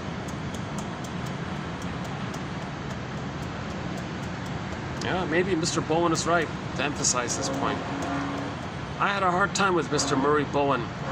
He's a hard character to follow, but maybe he's right for the most part. But no, not every babies are traumatized before 18 months. So what I'm saying is, he's talking about babies before 18 months, but he didn't want to bother because he was in that place himself. So he didn't really relate to the clingers and the pleasers and the codependents. He had a very nihilistic, negative attitude, right, himself. The Schadenfreude of cynicism is one of the neurotic shortcuts whereby an inferior, or a person who feels no good, acquires a temporary superiority. Again, the unloved shame self to see unto others, say others not okay. They revert to the old babyhood throne. Cynicism gratifies that status, because in cynicism you say you're so up, and the one you're saying bad things about, meaning yourself, seen onto them. So that's even doing that. Even doing that, you could say, is worshiping the guy with the horns. Now, Mr. Freud probably was confused and said, is it an instinct? Is it Thanatos? Like, what are we doing here? That's too confusing, so nobody uses that anymore. Nobody goes with that idea of the Thanatos, right? It's not helpful. It's even wrong, actually. It's wrong. There isn't that. What we have is an attempt to heal. we repeat what happened. But when we repeat what happened, doing it to others, metaphorically, actually, but also as a metaphor for the original, causes lots of damage. That's not a distinct drive for that. It's the drive for healing, but we don't have consciousness. If we have consciousness, we can heal. www.buymeacoffee.com/psychoanalysis. Wow, that's the most persuasive selling statement I've made so far. I think everybody can benefit from having this collection of quotes on their phone. You can skim down easily and read here and there. 1 out of 10, I'm confident. One may find of interest. Let's check the battery here. How are we doing? I gotta keep an eye on this. Now it says 20. Hey, now it says 28. Okay, hang on. Was it 27 before or still 28? Anyway, it's draining slowly, so I think I've got about half an hour. Okay.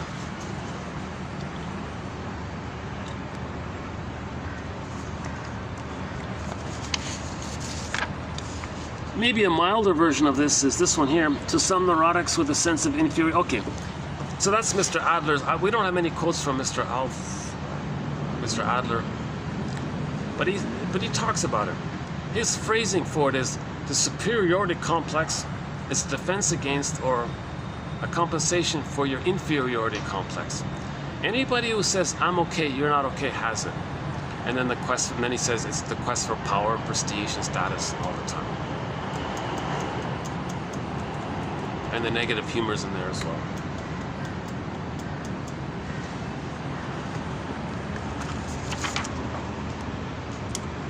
Okay, this one about the gonads. Yeah, that's a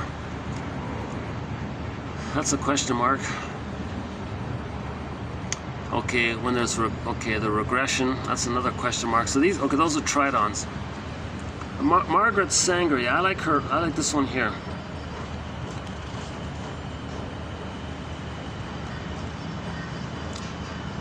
A great love between a man and a woman is a holy thing, freighted with great responsibilities for spiritual growth. Again, a great love between a man and a woman is a holy thing, freighted, like a freight train, freighted, it's loaded.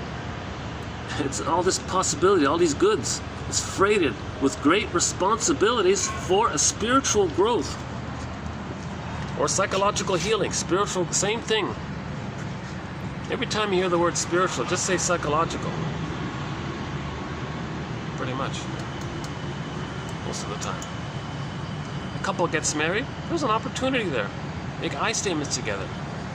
Okay, TQ 2360 by Susan Campbell, one place to start. The Rosenberg book, NBC, Language of Life, about FNN. Include that in. The self-help soothing exercise called the 5-word question prompt. What's the hardest thing about? Fill in the blank of what's going on. Help you to free associate. Do those 3 together. A couple gets married. They have an opportunity to heal together. Because of the intimacy, make I statements. Something happened. That was a trigger for the past. The partner did something. You observe it, that's the trigger. Some old childhood fear came up. Name it. As a child, one had certain needs. They were unmet. And you felt such and such. Share all that. How did the other person hear that sharing? Maybe they were triggered by your sharing. They make an I statement. You go back and forth, make I statements. You're seeing each other, you're recognizing each other, you realize you're replaying the developmental path. So in the honeymoon phase, you got back the egg, the psychological egg, the fusion. One's gonna hatch out early, one's still in it. The one still in it feels betrayed. No, consciousness. You're healing the first 3 years. The marriage is an attempt to heal the first 3 years, to get to I'm okay, you're okay. Then with I'm okay, you're okay, both are sharing, they're both finding a way to share their uniqueness together and creating a synergetic effect, I guess. So yeah, a great love between them. And Bergler says, Bergler says, if you think leaving your mate, if you have a problem, if you think leaving your mate is going to work, he says, forget it. He says, your inner conflicts will faithfully follow you into the next relationship. Leaving your mate doesn't change your inner conflicts. Your inner conflicts will faithfully follow you into the next relationship. So face your inner conflicts now, and you can save your marriage. His book that's from a book called Divorce Won't Help. Divorce won't help. What? You think divorcing your mate, you're going to divorce your inner conflicts? No, no, no. Your inner conflicts are very faithful to you. They'll faithfully follow you. If you have a problem in the marriage, run to the nearest family therapist, not to the nearest lawyer. Run to the nearest family therapist. The marriage is weighted. The relationship is freighted with the responsibilities for healing. Just be conscious. Make I statements. That horrible Hendrix thing, it's not enough. It's just a teaser. It's just a little superficial teaser to mirror it. You said this. Did I hear you right? That's just the tip. You got to do something more substantial. 2360, okay, the Rosenberg book, and other self-help exercises that we have.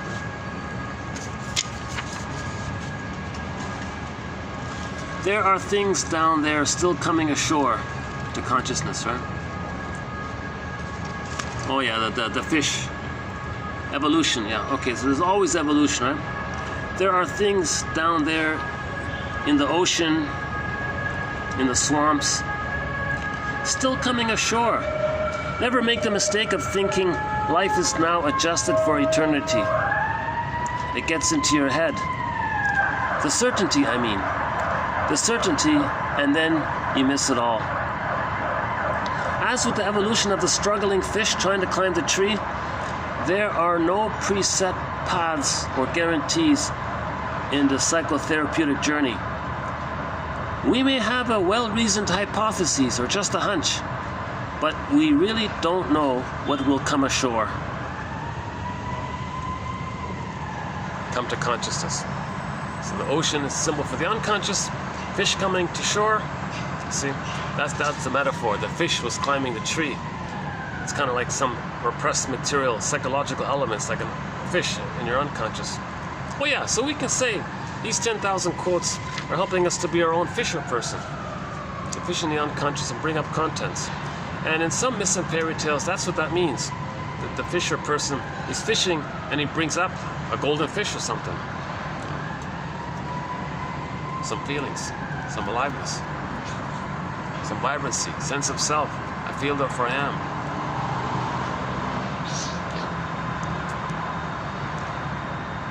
Hey, look at that. It's charging. It worked.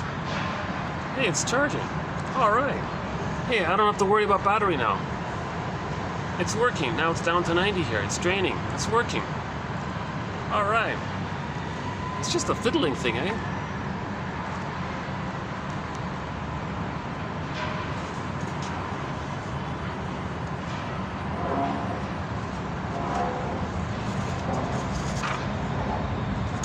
Yeah, so let's spend a little more time on that. And I got a preview. I've got a preview here of 2728. Let's just maybe highlight some of them.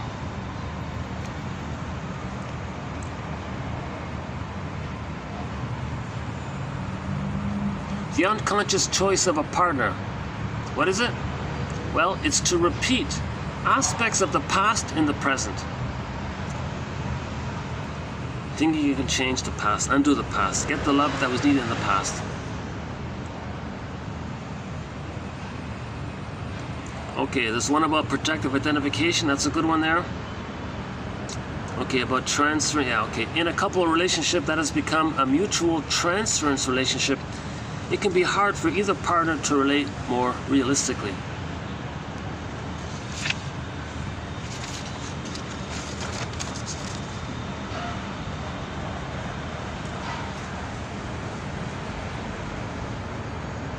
You know, this one is this is an interesting one here. Let's save it for next time. Oh yeah, there's the Tylenol one. Yeah, Jesus Christ. Did you know that? If the mother's pregnant and she takes something with codeine in it, the baby's going to become addicted. And then when he's born, he's going to have withdrawal symptoms. Now, if he's crying with withdrawal symptoms, maybe the mother can't soothe it. He'll be traumatized there. He's set up for trauma. That baby was unknowingly set up and made more vulnerable for trauma. Because if he's born, he's already under stress. Where's mother? Was the delivery okay? Where's mother? Where are you, mother? So he's got that stress. Will she be there? Or will the doctor remove her? Put him on a scale? Oh, God. Let's say this is removed. Forget about weighing the baby. You just traumatize the baby. The moment you remove the cord and put him on a scale, you traumatized him. Now maybe the mother can create the latch and save it. But it's going to be harder to do. So let's say the baby's removed. Yeah, think about the poor baby who had prenatal trauma, prenatal distress syndrome, complicated birth, maybe premature, I don't know. Removed from the mother, put somewhere else,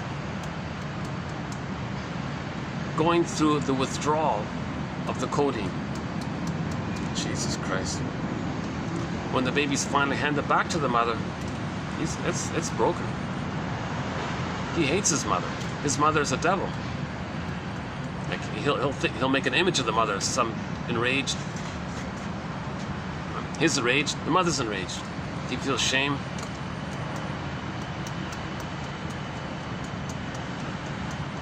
And then, insult to injury, the mother says, "Look, my baby doesn't like me." Very shamed by this. Jesus Christ. And the baby's saying, "Mother, you made me addicted to this codeine thing, and I got used to it. My brain got addicted to it. Now it's not there. Now I'm going through withdrawal symptoms. You better soothe me here. You gotta be like your loving arms needs to be like a beautiful rehab center for, like a safe rehab center for." Mother says, "Look, baby hates me.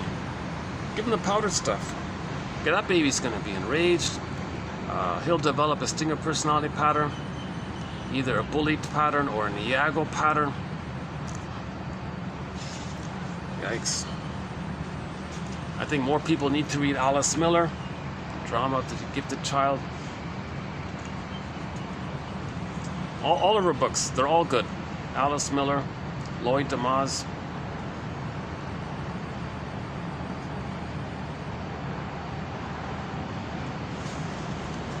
Attachment theory. Paging Dr. Bowlby. Paging Dr. Bowlby. Read attachment theory. The mind manages, threatening events with particular psychic defenses. Okay, and we go through these defenses in our collection here. Who are you after trauma?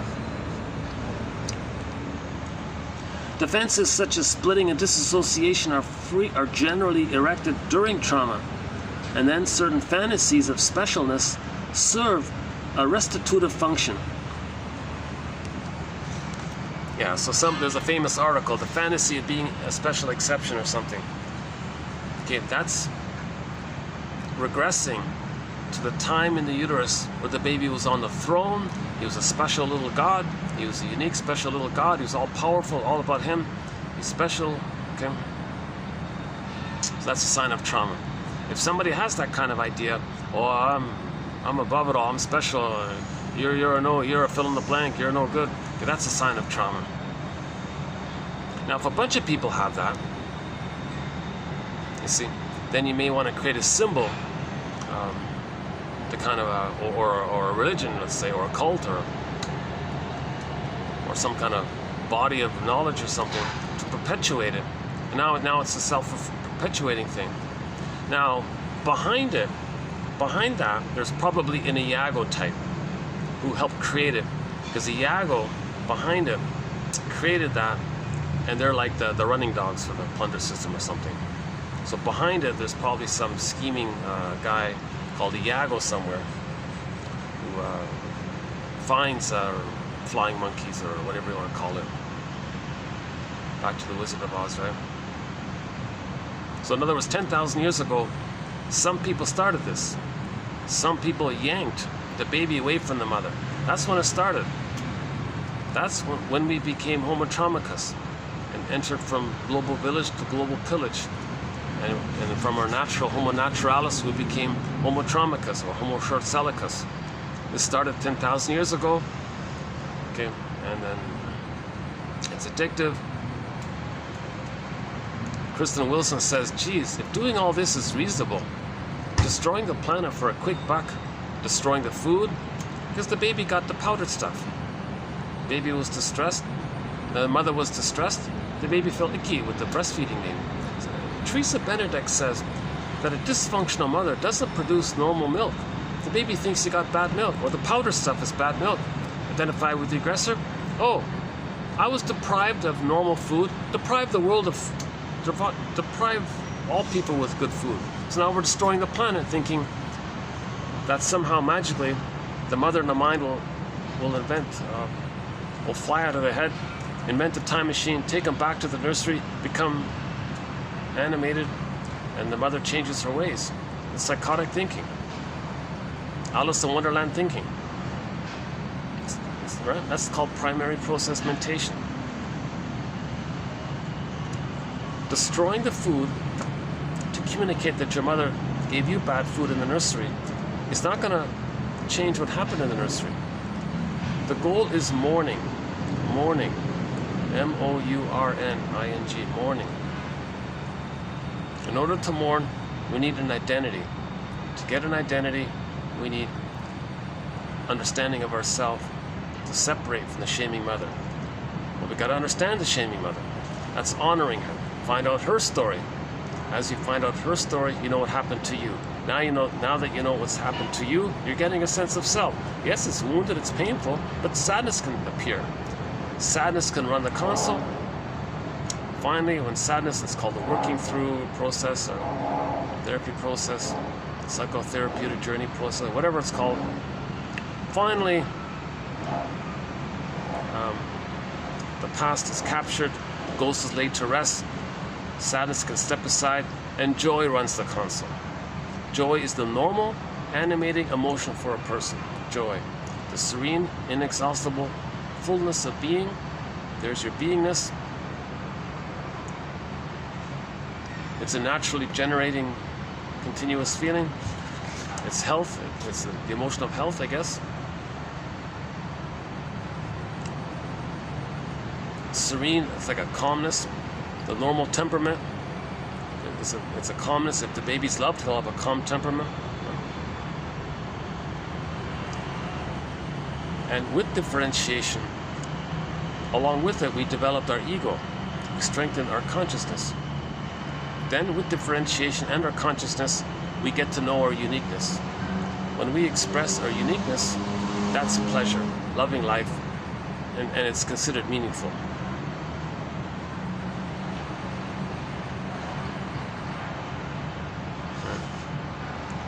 Who are you after trauma? Oh, defenses such as splitting and disassociation are generally used during trauma. Yeah, the splitting, so good breast, bad breast, right? The mother's one person, but when she's doing it wrong, baby says, no, that's not my mother. This monster, no, that's not my mother. No way, I can't admit it. I can't know that. I gotta deny it. And hallucinate a goddess. There's my mother, the goddess. That's called a splitting mechanism. Unreal, totally unreal. If it's set like that, the person goes through life with this impossible infantile yardstick of everything's got to be perfect or nothing. Forget it. Idealize, devalue. You're coming from that template, that psychic structure. Your emotions come from the psychic structure within. The emotions come from within, but within is the psychic structure. Disassociation, yeah, that's the swoon, sleepwalking through life. And then the regression to thinking that you're a little god, i.e. fantasies of specialness and exception and all these things.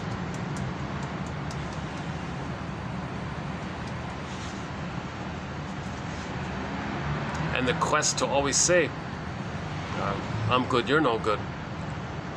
That's how they felt with the mother who traumatized them. Mother must be seen as good, but they felt ungood. They see their no good self onto others. That's where that's coming from.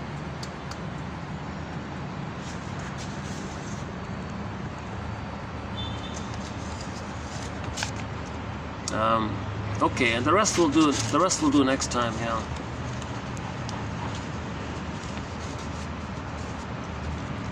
But psychoanalysis is not enough. Yeah, he's saying here the gaps of psychoanalytic theory. We should include contributions from systems theory, family systems theory, right? The emotional triangle that Murray Bowen talks about, right? Systemic theory. Okay, cognitive psychology. Okay, so some of the stuff in the universities, right? Okay, neuroscience, the medical area, poetry, literature, and so on. In order to achieve the best outcome with psychoanalysis, we should not lock ourselves in a glass box.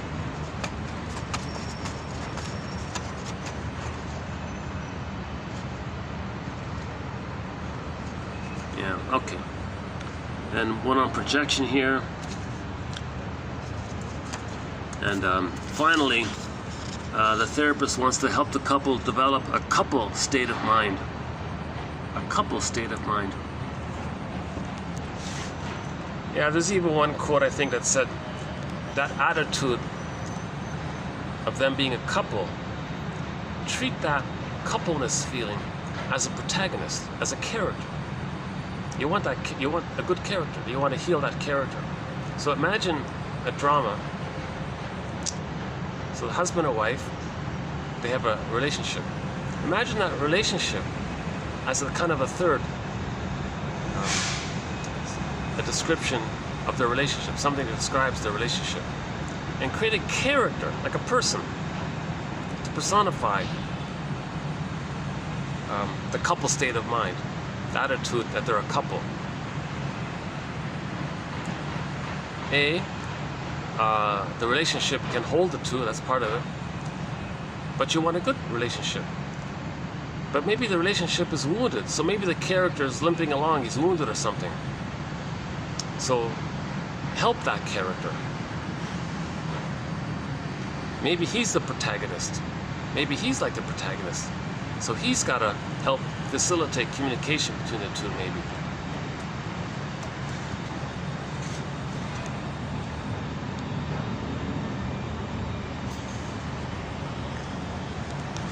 Let's see, let's check again. 45, yeah. Okay.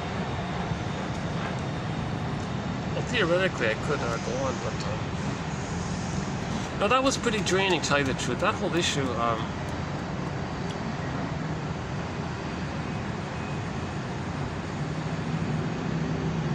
So, in other words, anybody who is addicted to some kind of negative cult-like thing.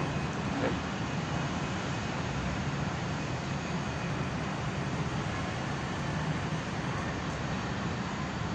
It's very emotional, of course. It's the emotionality that the baby feels one with the mother, still looking, still trying to get the proper positive symbiosis with the mother. It never works, hence the angrier and angrier, not getting it, and greed and voracious, and so on. So it's repetition compulsion.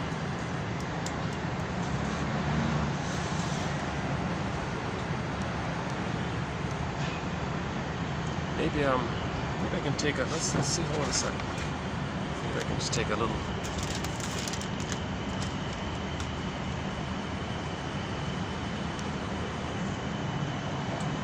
Just take a little stretch here for a minute.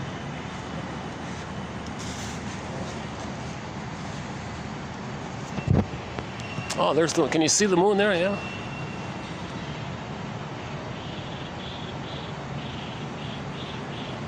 Well, it's up there somewhere. Okay. Up there somewhere. All right.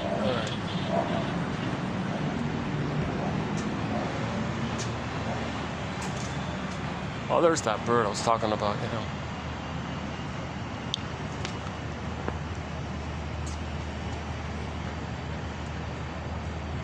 Yeah, there he is there on the top of the stone pillar.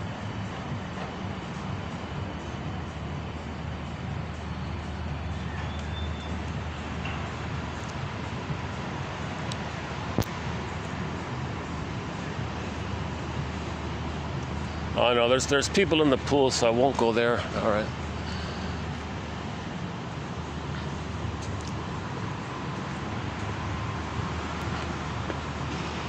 Yeah, there's the sky train.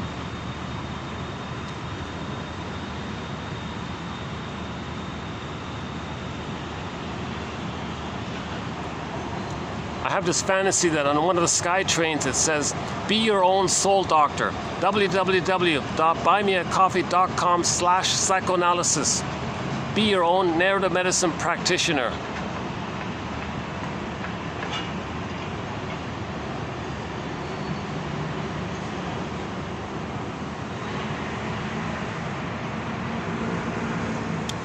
And on this sky train it says the same thing. Heal yourself.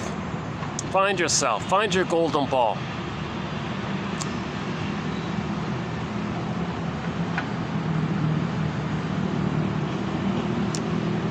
Instead it's about some kind of a movie, I think, some kind of drama.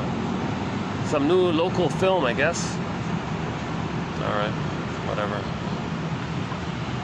Okay, let's just back here.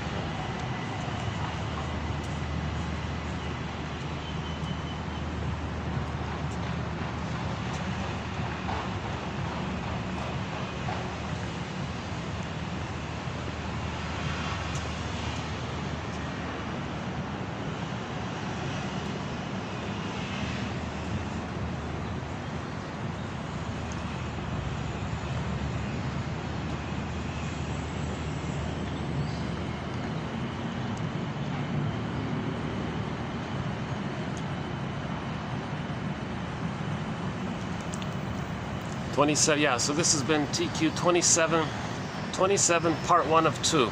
In part 2, I'll run through the quotes a little more carefully, maybe. Yeah, that's from an older book. This, you know, it's funny. We did some quotes from a guy named Wilfrid Lay recently. That book was from 1917. Can you believe it? And this one here, today's one, mainly by Tridon. It's from 1922. Can you believe it? These guys in the 20s, they write way more directly. They're way more blunt in their writing. But some ideas have been preserved because of that, I think. So it's okay, yeah.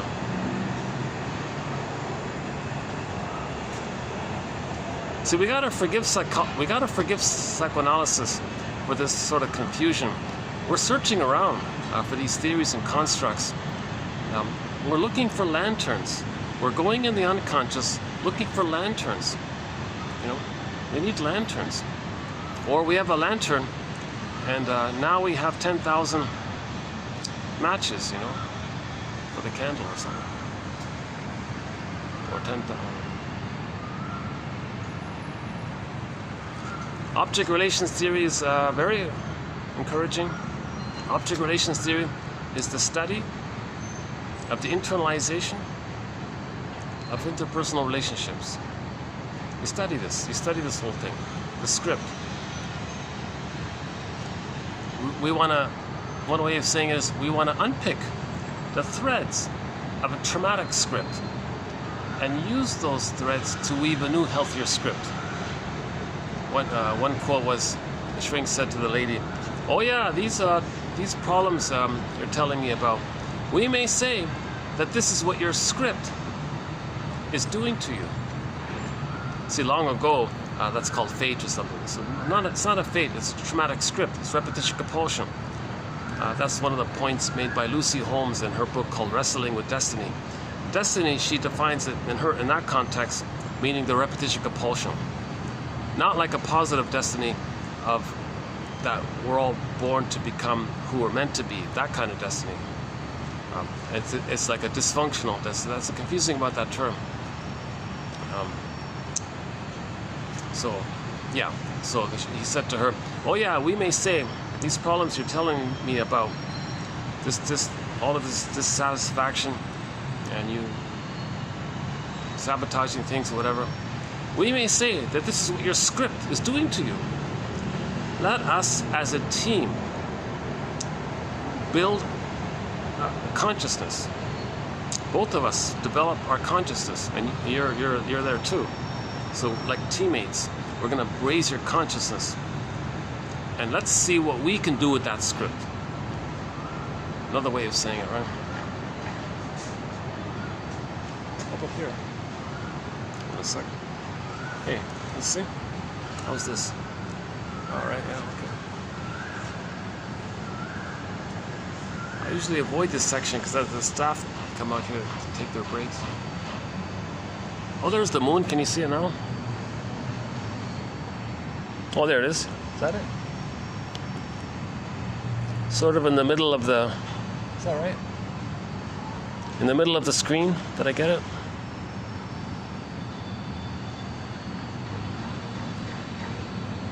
Yeah, the white dot in the middle. Yeah, that's it, isn't it? Yeah. Hey, I've never tried this. Does this Zoom work? Hold on a sec. No, it doesn't work. Okay.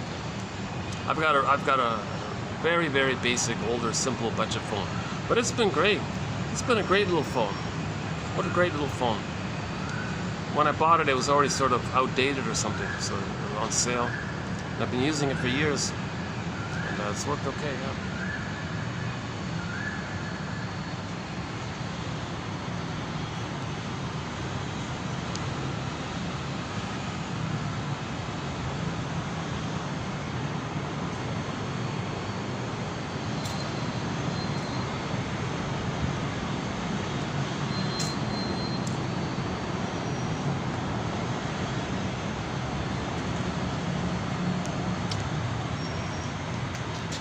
Okay, so in conclusion, emotional triangle phenomena as described by Murray Bowen, scapegoat hunger, and the symbolizing process, and whereby the symbol functions as a container for the two. And then the worship of the symbol, because it contains the two. And when something's containing, it's holding. Now, when something's holding, the breast was holding you.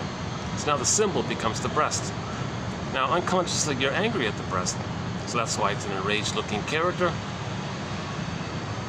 But you're loyal to it, and it all goes back to a very basic thing. The baby would rather have an abusive mother than no mother. Oh, I get it. When the bird is walking, you don't see his colorful feathers, but when he flies up, you can see them. Then you can see them. See, here he looks pretty ordinary, right? Let's see. But when he's flying, you got a very bright, like a white and black feathers underneath. But when he's just sort of walking around, pecking like a chicken or something, looking for some bugs or whatever, it looks like a pigeon almost, right? But when he's flying, it looks pretty colorful. Let's see.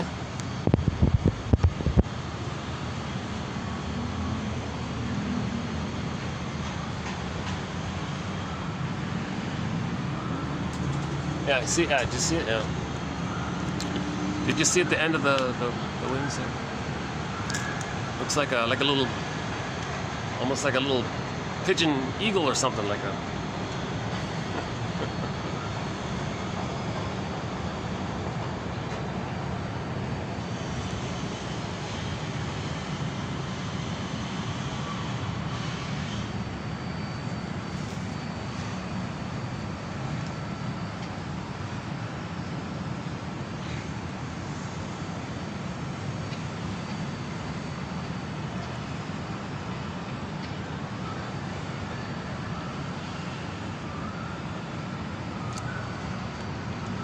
Well, speaking of pigeons, there was this lady who was feeling badly that her youthful dreams to be rich and all this wasn't taking place, wasn't happening.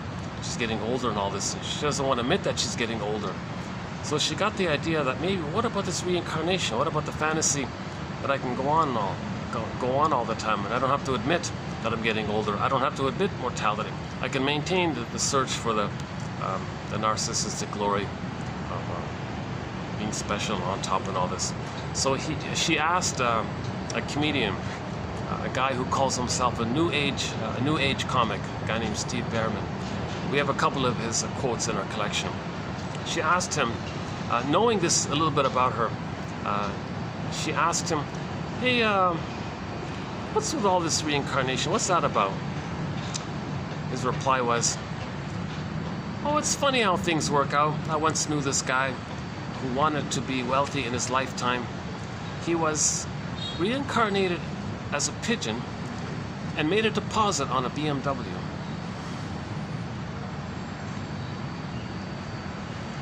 And you see, he voiced the tension that she felt.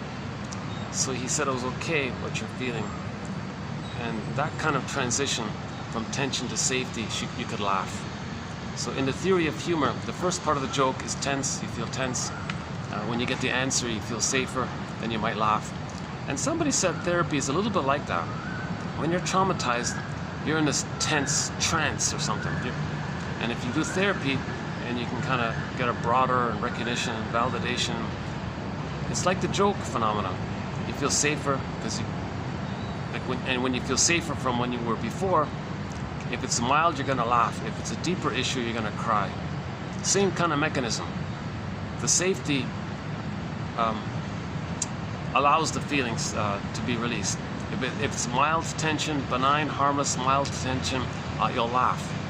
Based on your psychic structure, it all depends on your psychic structure. If the person has the paranoid schizoid mode of experiencing, they're going to laugh at dark jokes, put down jokes, right? If they have the depressive position, you know, the third side of the coin, the ambiguity, the three-dimensionality, homotraumacus, empathy, care is in there, then they're only going to really laugh at kind of helpful therapy kind of jokes, like jokes that doesn't put anyone down kind of jokes, right? So clingers and pleasers usually don't like stinger jokes, sarcastic jokes. And likewise, the stingers and the clingers, those are the stinger personality pattern. They feel nothing about a joke that's more three-dimensional or more humanistic or something like that. So Berger says people who laugh at the same jokes have the same psychic structure. So if we use Klein's theory, the basic two structures are the paranoid schizoid mode of experiencing, okay, the stinger personality patterns, grandiosity, I'm okay, you're not okay, the Schadenfreude, or in the depressive position, or the clingers and the pleasers, where they still hold on to their soul, they're wounded, they have some empathy and care, they don't need to, they didn't identify with the aggressor and need to shame others to replay and communicate how their mother had shamed them. So they don't need, that's a regression, that's a more painful thing to go back like that. That's very painful, so they really hate that kind of push to be in that place. But stinger personality patterns never got enough love to advance to the depressive place. See?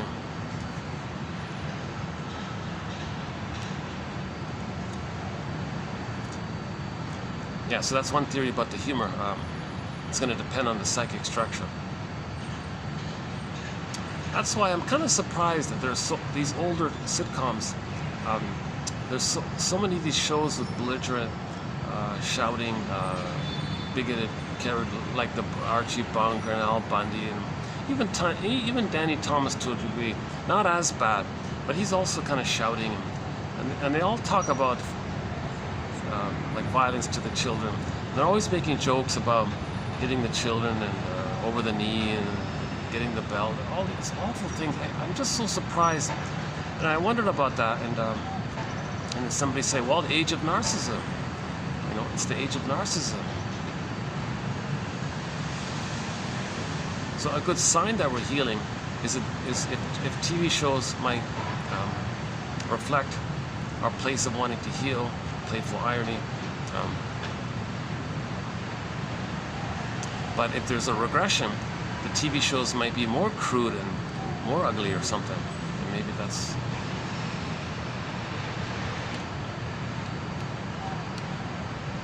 That's a sign of trauma, to be fascinated with these kinds of disturbing shows.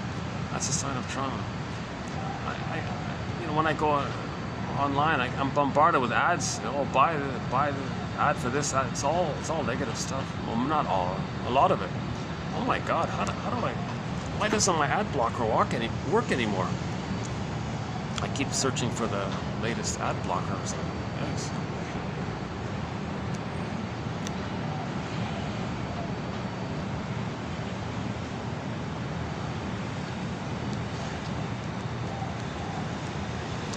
Oh, it's nice. Yeah, it's a nice. Yeah. Let's see the battery. Let's see. Look at that. 62%. It's working. All right. Yeah. Right. It's 5:40 here now. Yeah. 5:43 on a Thursday. Yeah.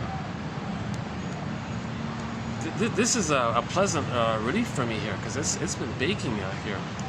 Usually it's been over 40 with the heat index pretty much for the past 15 months. For the past 15 months, the heat index, it was over 40, right? This is like the third day in a row it's been under 40 now.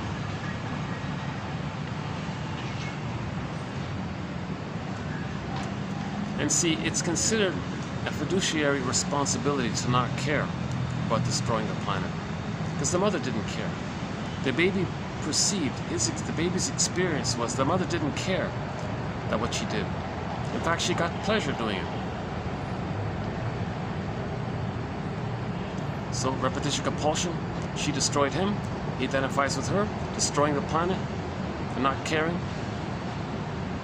That's a mirror that the mother didn't care.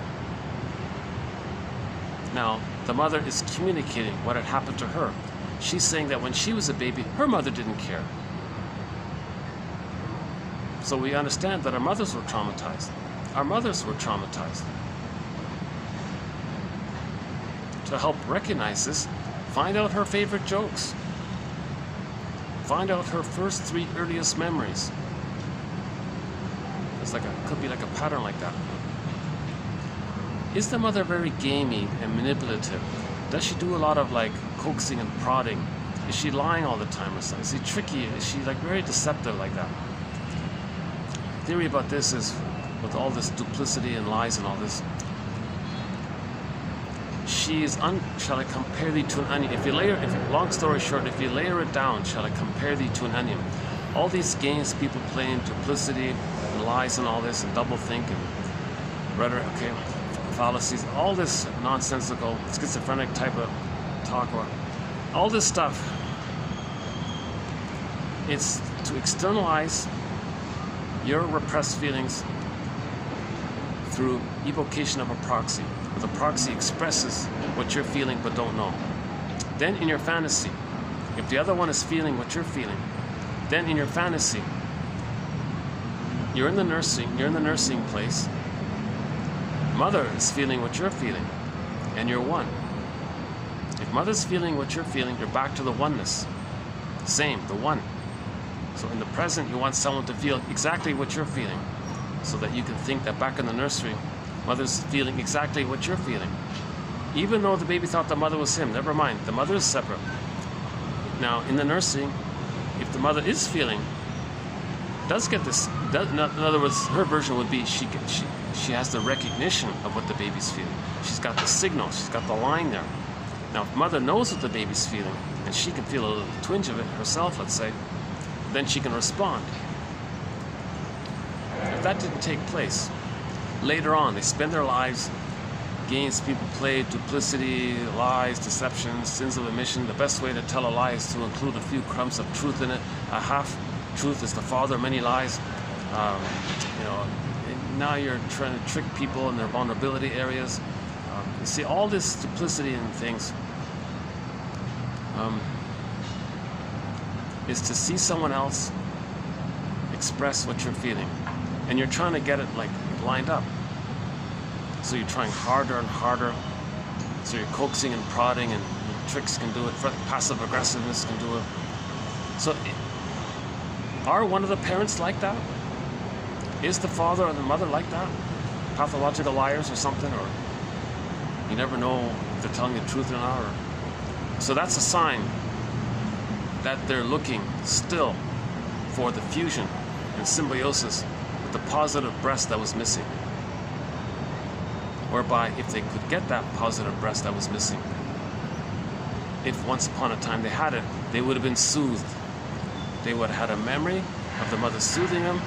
That memory would have been set in the brain.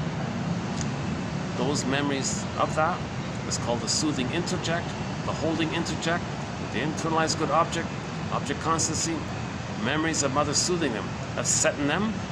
Then they have that, they treat themselves that way.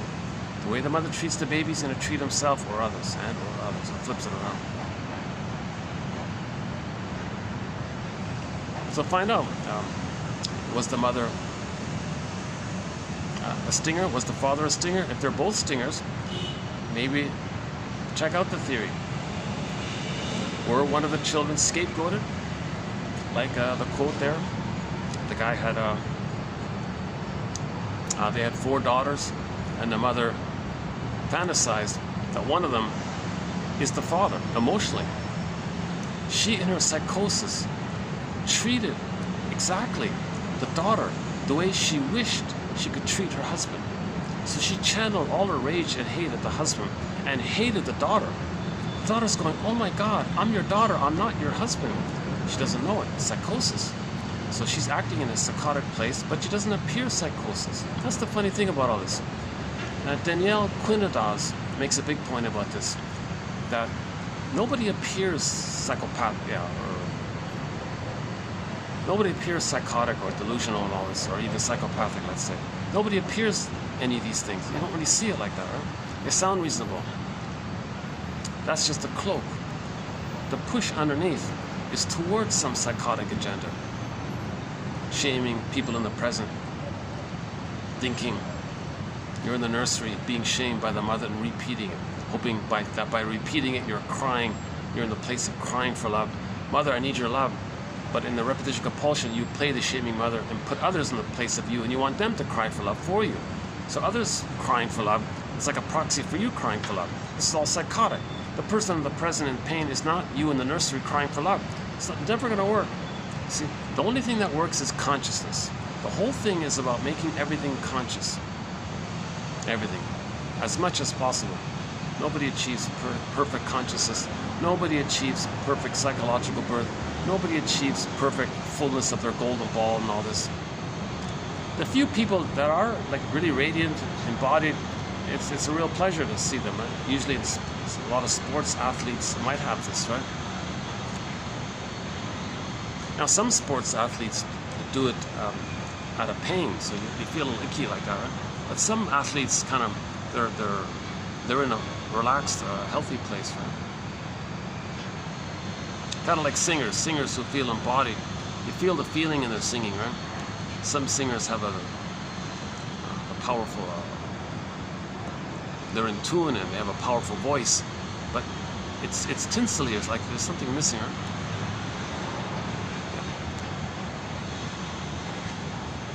Oh wow! Oh, this is a treat for me here. It's like my first sort of summer night, yeah.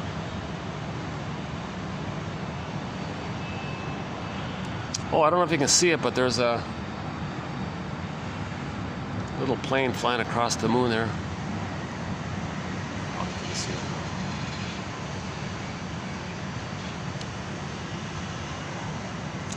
How are we doing now? 72. All right, still charging.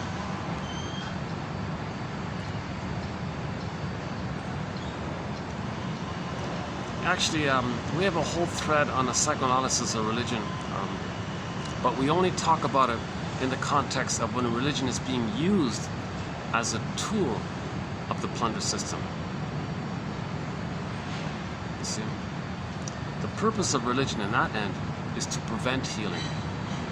It's to maintain the splitting and the prejudice mindset and the repetition compulsion. It's to maintain it. The purpose of religion, again, on the side of when it's being used as a tool of the pillage. Tongue of the devil, one guy said, it's to prevent healing. So one of the gambits is you tell people that you found their breast, the missing mother's breast. It's in the sky. You don't use the word good breast in the sky, goddess. You describe it though. Describe all of the wonder. You're my first, you're my last, you're my everything. Barry White song. Describe the breast, unconditional, omnipotent, all-powerful, all-knowing, all-seeing, omnipotent, all-seeing, all-knowing, reliable, unconditional, there for you, sweet, you can trust, you can just go on and on, talk about how beautiful and bountiful and wonderful and safe, and just go on and on, just use all those adjectives about the goodness of the breast. And getting the people in the audience, and they're saying, there's your breast up in the sky, but they don't use the word breast. The goal is, through poetic, hypnotic, poetic suggestions and all this, the goal is to trigger in the listener the feeling that once upon a time they were one with the mother. Now, when the baby was one with the mother, he was in bliss, but it's forgotten.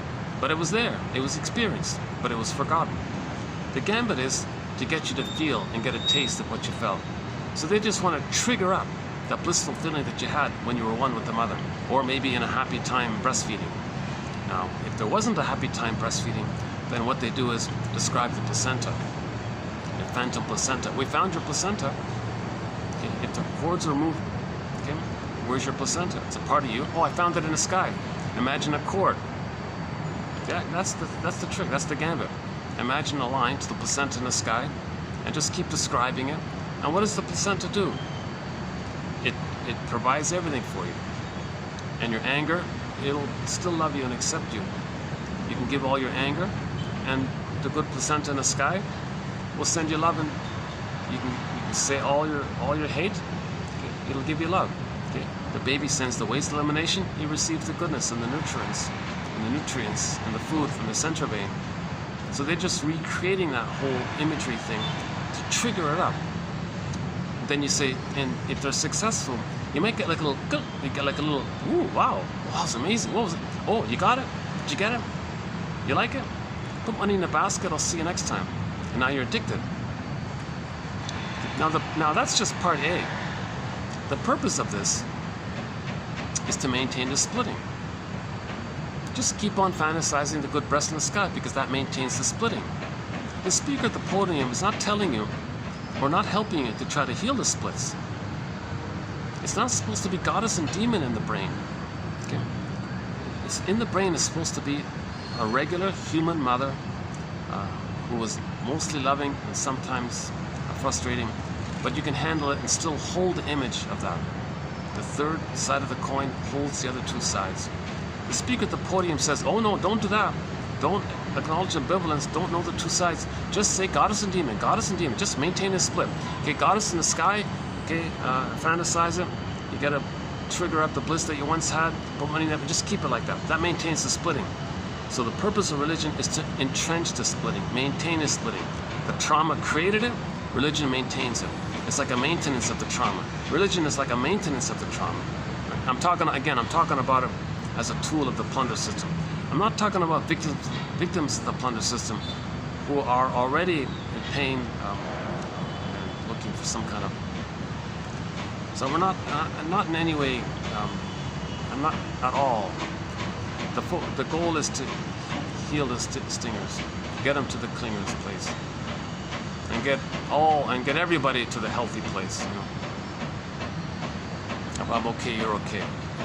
We're all members of Homo Traumicus, African cousins. Ubuntu.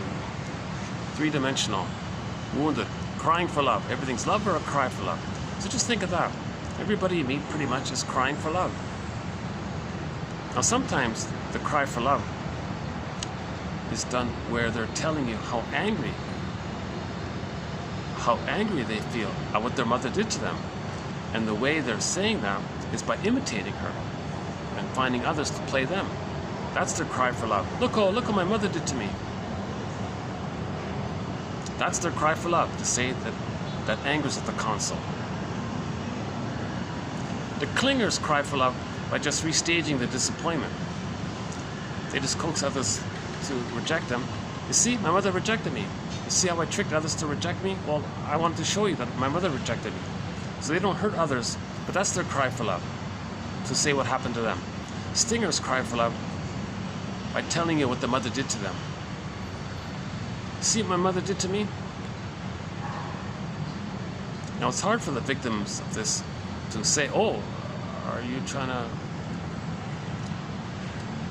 communicate how your mother treated you, basically?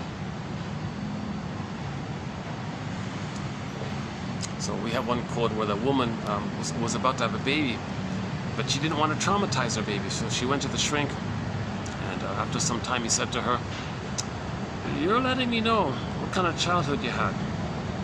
"What do you mean?" she said. You're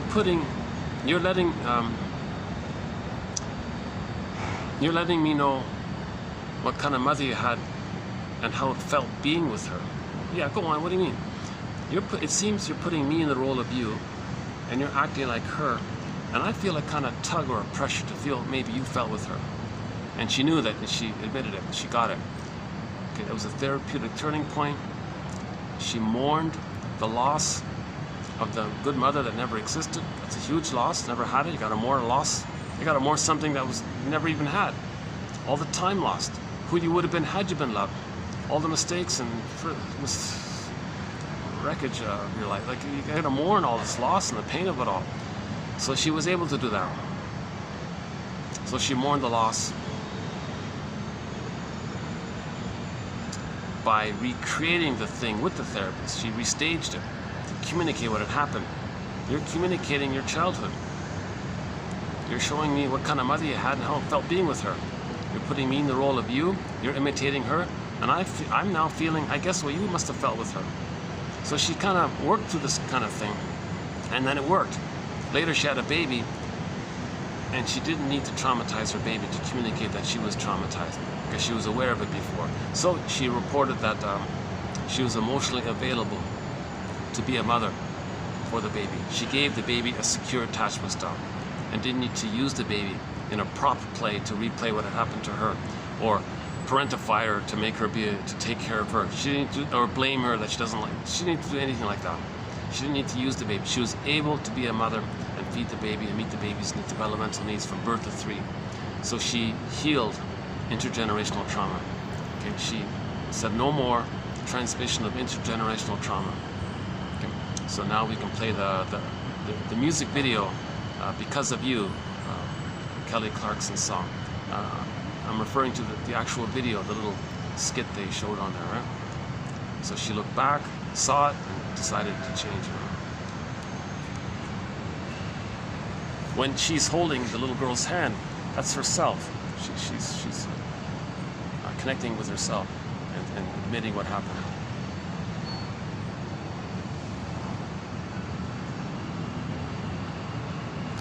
It's getting dark. Yeah, it's gonna get dark soon. Looks like I should maybe shut down here. Oh yeah, there's no light. Yeah. Let's see what time is it. Just for future reference. What is it? 6:01? Okay. That's pretty much the limit, eh? 6 o'clock here. Unless I go downstairs for a bit.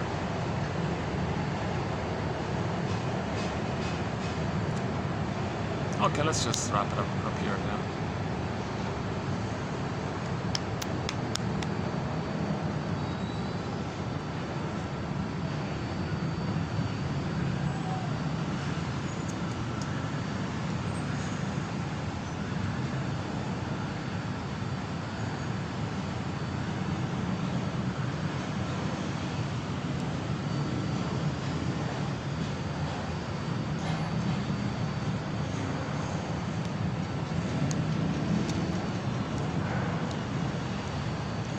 Yeah, I like that quote from Sanger, Margaret Sanger. When a couple gets married, the marriage is freighted with responsibilities to become a therapeutic couple, to become a therapy couple. Marriage is a response, comes with it the responsibility to be co-therapists together and heal themselves and the relationship. And the relationship can be maybe metaphorically viewed as a character or protagonist, and you want to help the relationship because it's helping the two of you, right? So there's that triangle. Here's another idea about the triangle, right? The relationship and the two people in it. There's like a 3 there, right? Yeah. Not sure if that's what he meant though.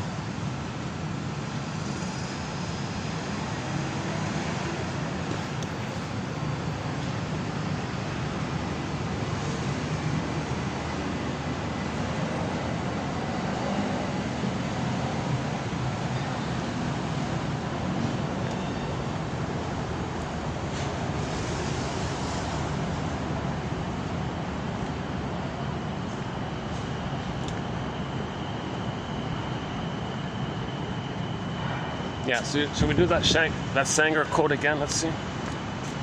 Is it here? So that Sanger quote, let's see.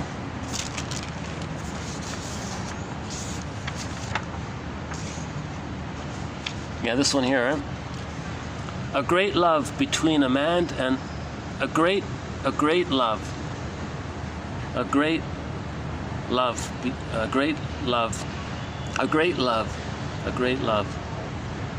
between a man and a woman is a holy thing, freighted with great responsibilities for spiritual healing, emotional healing. A great love between a man and a woman is a holy thing, freighted with great responsibilities for emotional healing.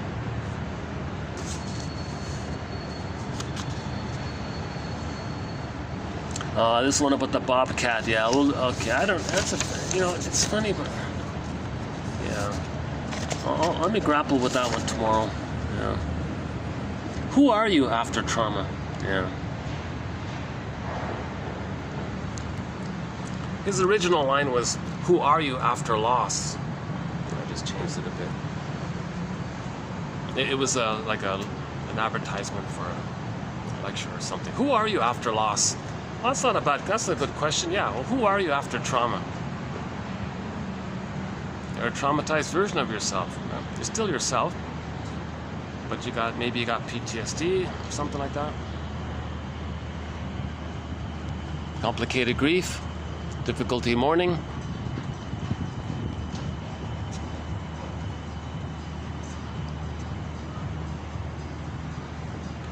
Let's see if there's people there or not. If there's nobody there, I'll visit the pool. This music's probably copyrighted.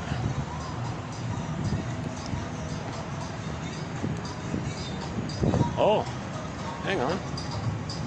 All right, let's spend a few minutes here.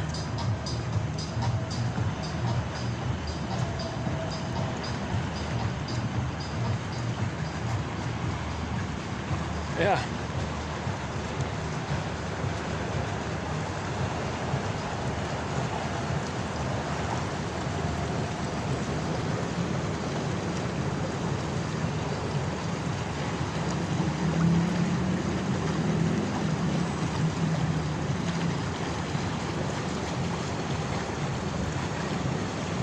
Oh, the flower's back in bloom.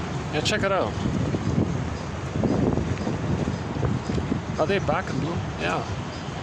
Oh, what an awesome tree. I gotta find out what this tree is. Look at some nice trees around here, yeah.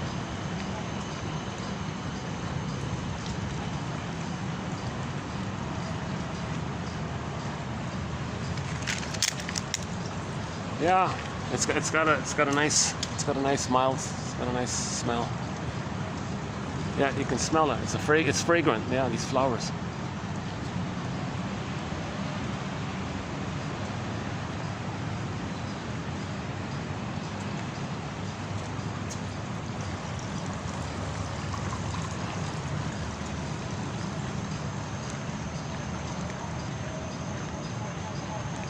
Oh, this is a rare moment. Got the place to myself here.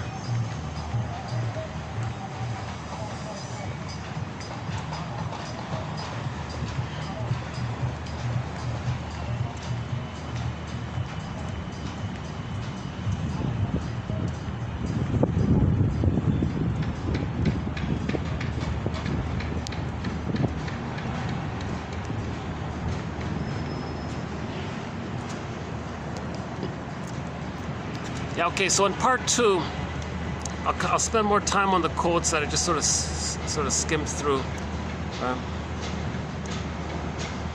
I'll try my best. I'm a little unclear about some of them, but anyways. And this theory about the symbol, this negative symbol, functioning as a containing, having a containing function. Unconscious breast, unconscious mother. To engage in the repetition compulsion of A, externalizing what you don't know. Okay. So part of that is the scapegoat hunger within the triangulation effect, and the symbol is a rep for it. So you're worshiping the symbol to have the chance to feel some relief, the way two people feel some relief when they gossip about somebody. So we may say that gossiping is like a little mini demon or something, huh?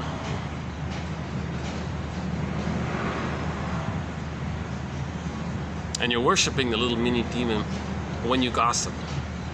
Now, it's okay to talk about someone else initially so that you can know your projections. So it's okay to gossip if you complete the cycle and own your projections. How are you like that person you're discussing? How are you like that? See, then it's okay, right? It's lighting. Let's see. Yeah, it's hard to get. Yeah, at nighttime I can't get any lighting anywhere. It's funny about this big city, all this light, I can't get any light. Night vision. These 10,000 quotes are an attempt to give ourselves night vision. Wilfred Lay was saying, yeah, if you look up in the sky, you might see some stars or something, right? He said, what if you had better vision? You might see more stars. What if you had even greater, better vision? You might see more stars. Maybe it might even be that you just see the stars and no black, like no night. You see a lot, right? Well, we need night vision to see what's within our intrapsychic structure. Our golden ball is in the forest, in the dark forest. We need lantern. We need night vision. So these quotes are giving us night vision. See you in part 2. Thanks very much. Yeah, we'll see you in part 2. And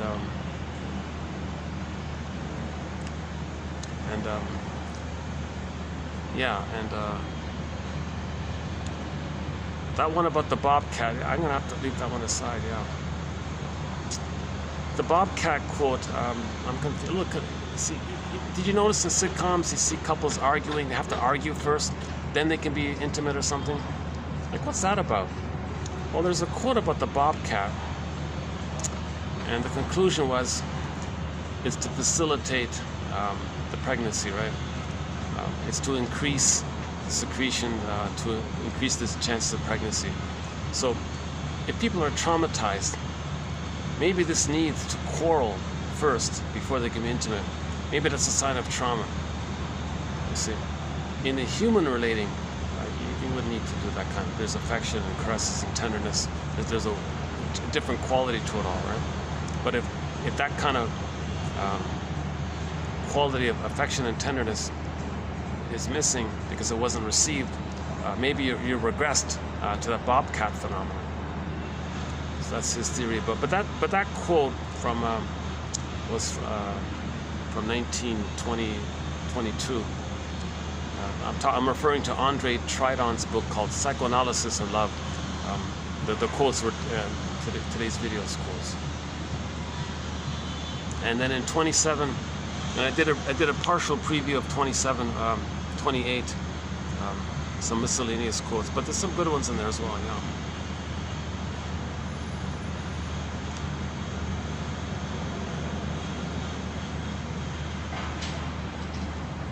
Yeah, I talked about the frog, the way frogs, the mating ritual between frogs is kind of pretty similar, it's in the similar area of trying to hyperstimulate the secretions or something to increase pregnancy. So if you see this on sitcoms, couples need to argue first and make fights first, and then they can be intimate. So that's maybe a sign of it. Or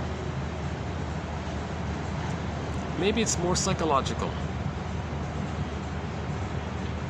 Maybe it's the relief that someone else expressed your feelings for you, and you expressed their feelings, and you feel one like that. Yeah, maybe it's just simple mutual projections. You coax them to feel what you don't want to admit you're feeling, and the other coaxes the other to feel the anger that you're feeling. So now maybe you're both feeling the same. So maybe there's that. Maybe there's the safety of that, right? Maybe it's just that. Yeah, maybe it's just that. Maybe there's nothing to do with the bobcat. Jesus Christ.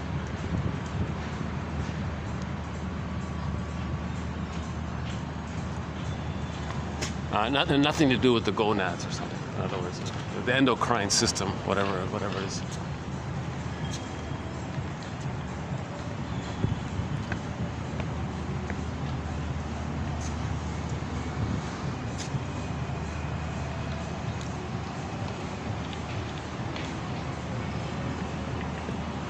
Well, on that sky train, I don't know if you can see it, but I'd like to imagine that it says 1001 Windmills of the Mind, psychoanalytic psychotherapy's greatest hits.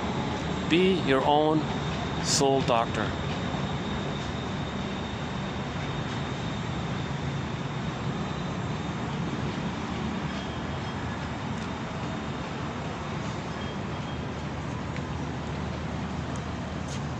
How's the lighting here? Hey, it's not so bad. Hey, hang on a sec.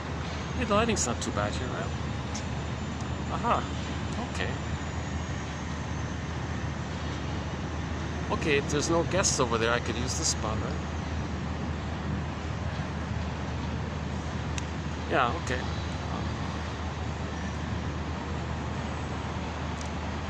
Okay, I'm not sure if I'm going to have anything exceptional to say at the end here.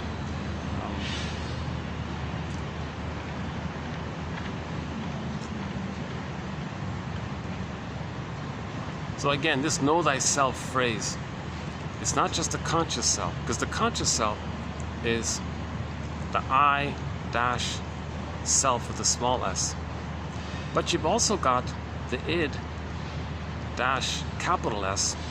That's like the iceberg metaphor. So the tip of the iceberg over the water, that's your consciousness. But under the water, that's all your unconsciousness. At the same time, your unconsciousness is connected to nature. So when we say know thyself, know your conscious self, your unconscious self, and how you're a part of nature and connected to nature and the forces of nature that are trying to heal you. Right? So in German, it's Umwelt, Eigenwelt, and Mitwelt. How's your relationship with yourself, with others, and the environment, and the world, or something like that, and nature? Yeah, is that it? How's your relationship with yourself, with your partner, and with nature? Something like that. Eigenwelt, Mitwelt, and Umwelt.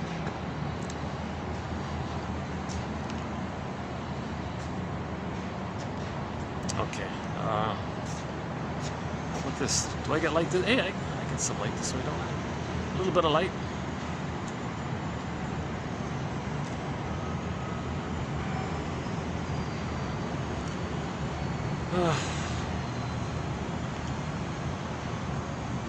I sometimes linger at that. I notice that sometimes at the end of the video, I linger. I think I came to a close, and I kind of wait a minute. Let's delay this.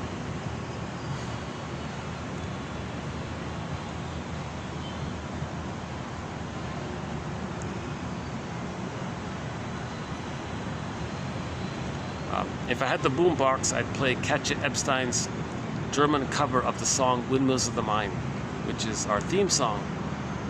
Our theme song. A good English cover of Windmills of the Mind, the song Windmills of the Mind, is by Barbara Lewis. The most recently newly added song to our soundtrack is Alyona Yaroshina's cover of Lay It on the Line. Yeah. She does a fun little thing. She's because she's a female singing it. Rick Emmett, as a male, was saying to the girl, "Don't waste my time, girl. Lay it on the line. Don't hold me up, girl. What's it gonna be, girl?" That kind of thing. And when she sings it, she changes it to boy. "Come on, boy. What's it gonna be?" Don't waste my time, boy. Lay it on the line, boy. Are we together? Are we a couple or not? Don't play these games. Don't you know? Don't make me wait. Tired of playing. Foolish game. The opening line is, you turn a lover, you turn another lover into just another friend. I forgot. Oh, there's some guests up there. All right. Okay, let's just end it here then, and we'll see if we can lay some more quotes on the line.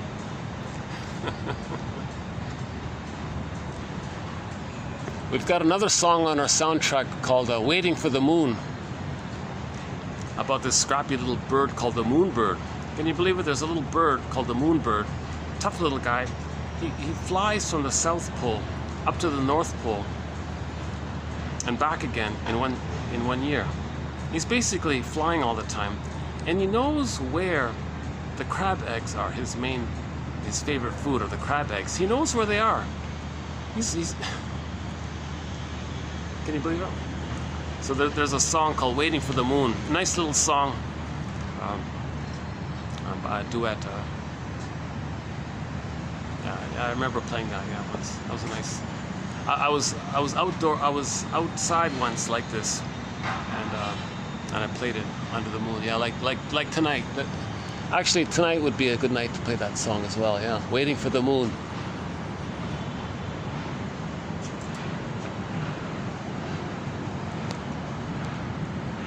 Yeah, so the moon and the sun, right? The moon is the metaphor for the yin, the feminine, the feeling self, the beingness. They call it the yin or the moon.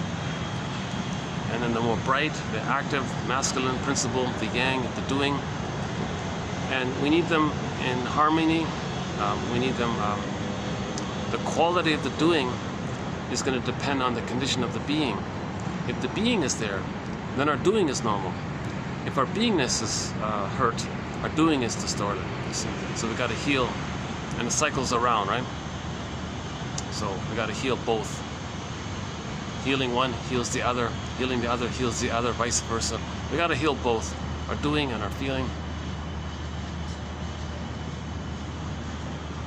Means self-acceptance to the feelings and building the knowledge of free association.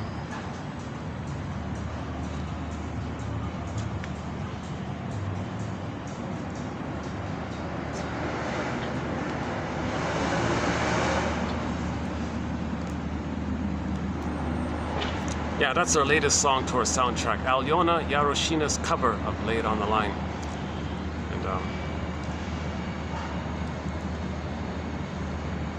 well, I'll lay it on the line here. If you want 1,000, if you want 1,001 Windmills of the Mind, the link is below.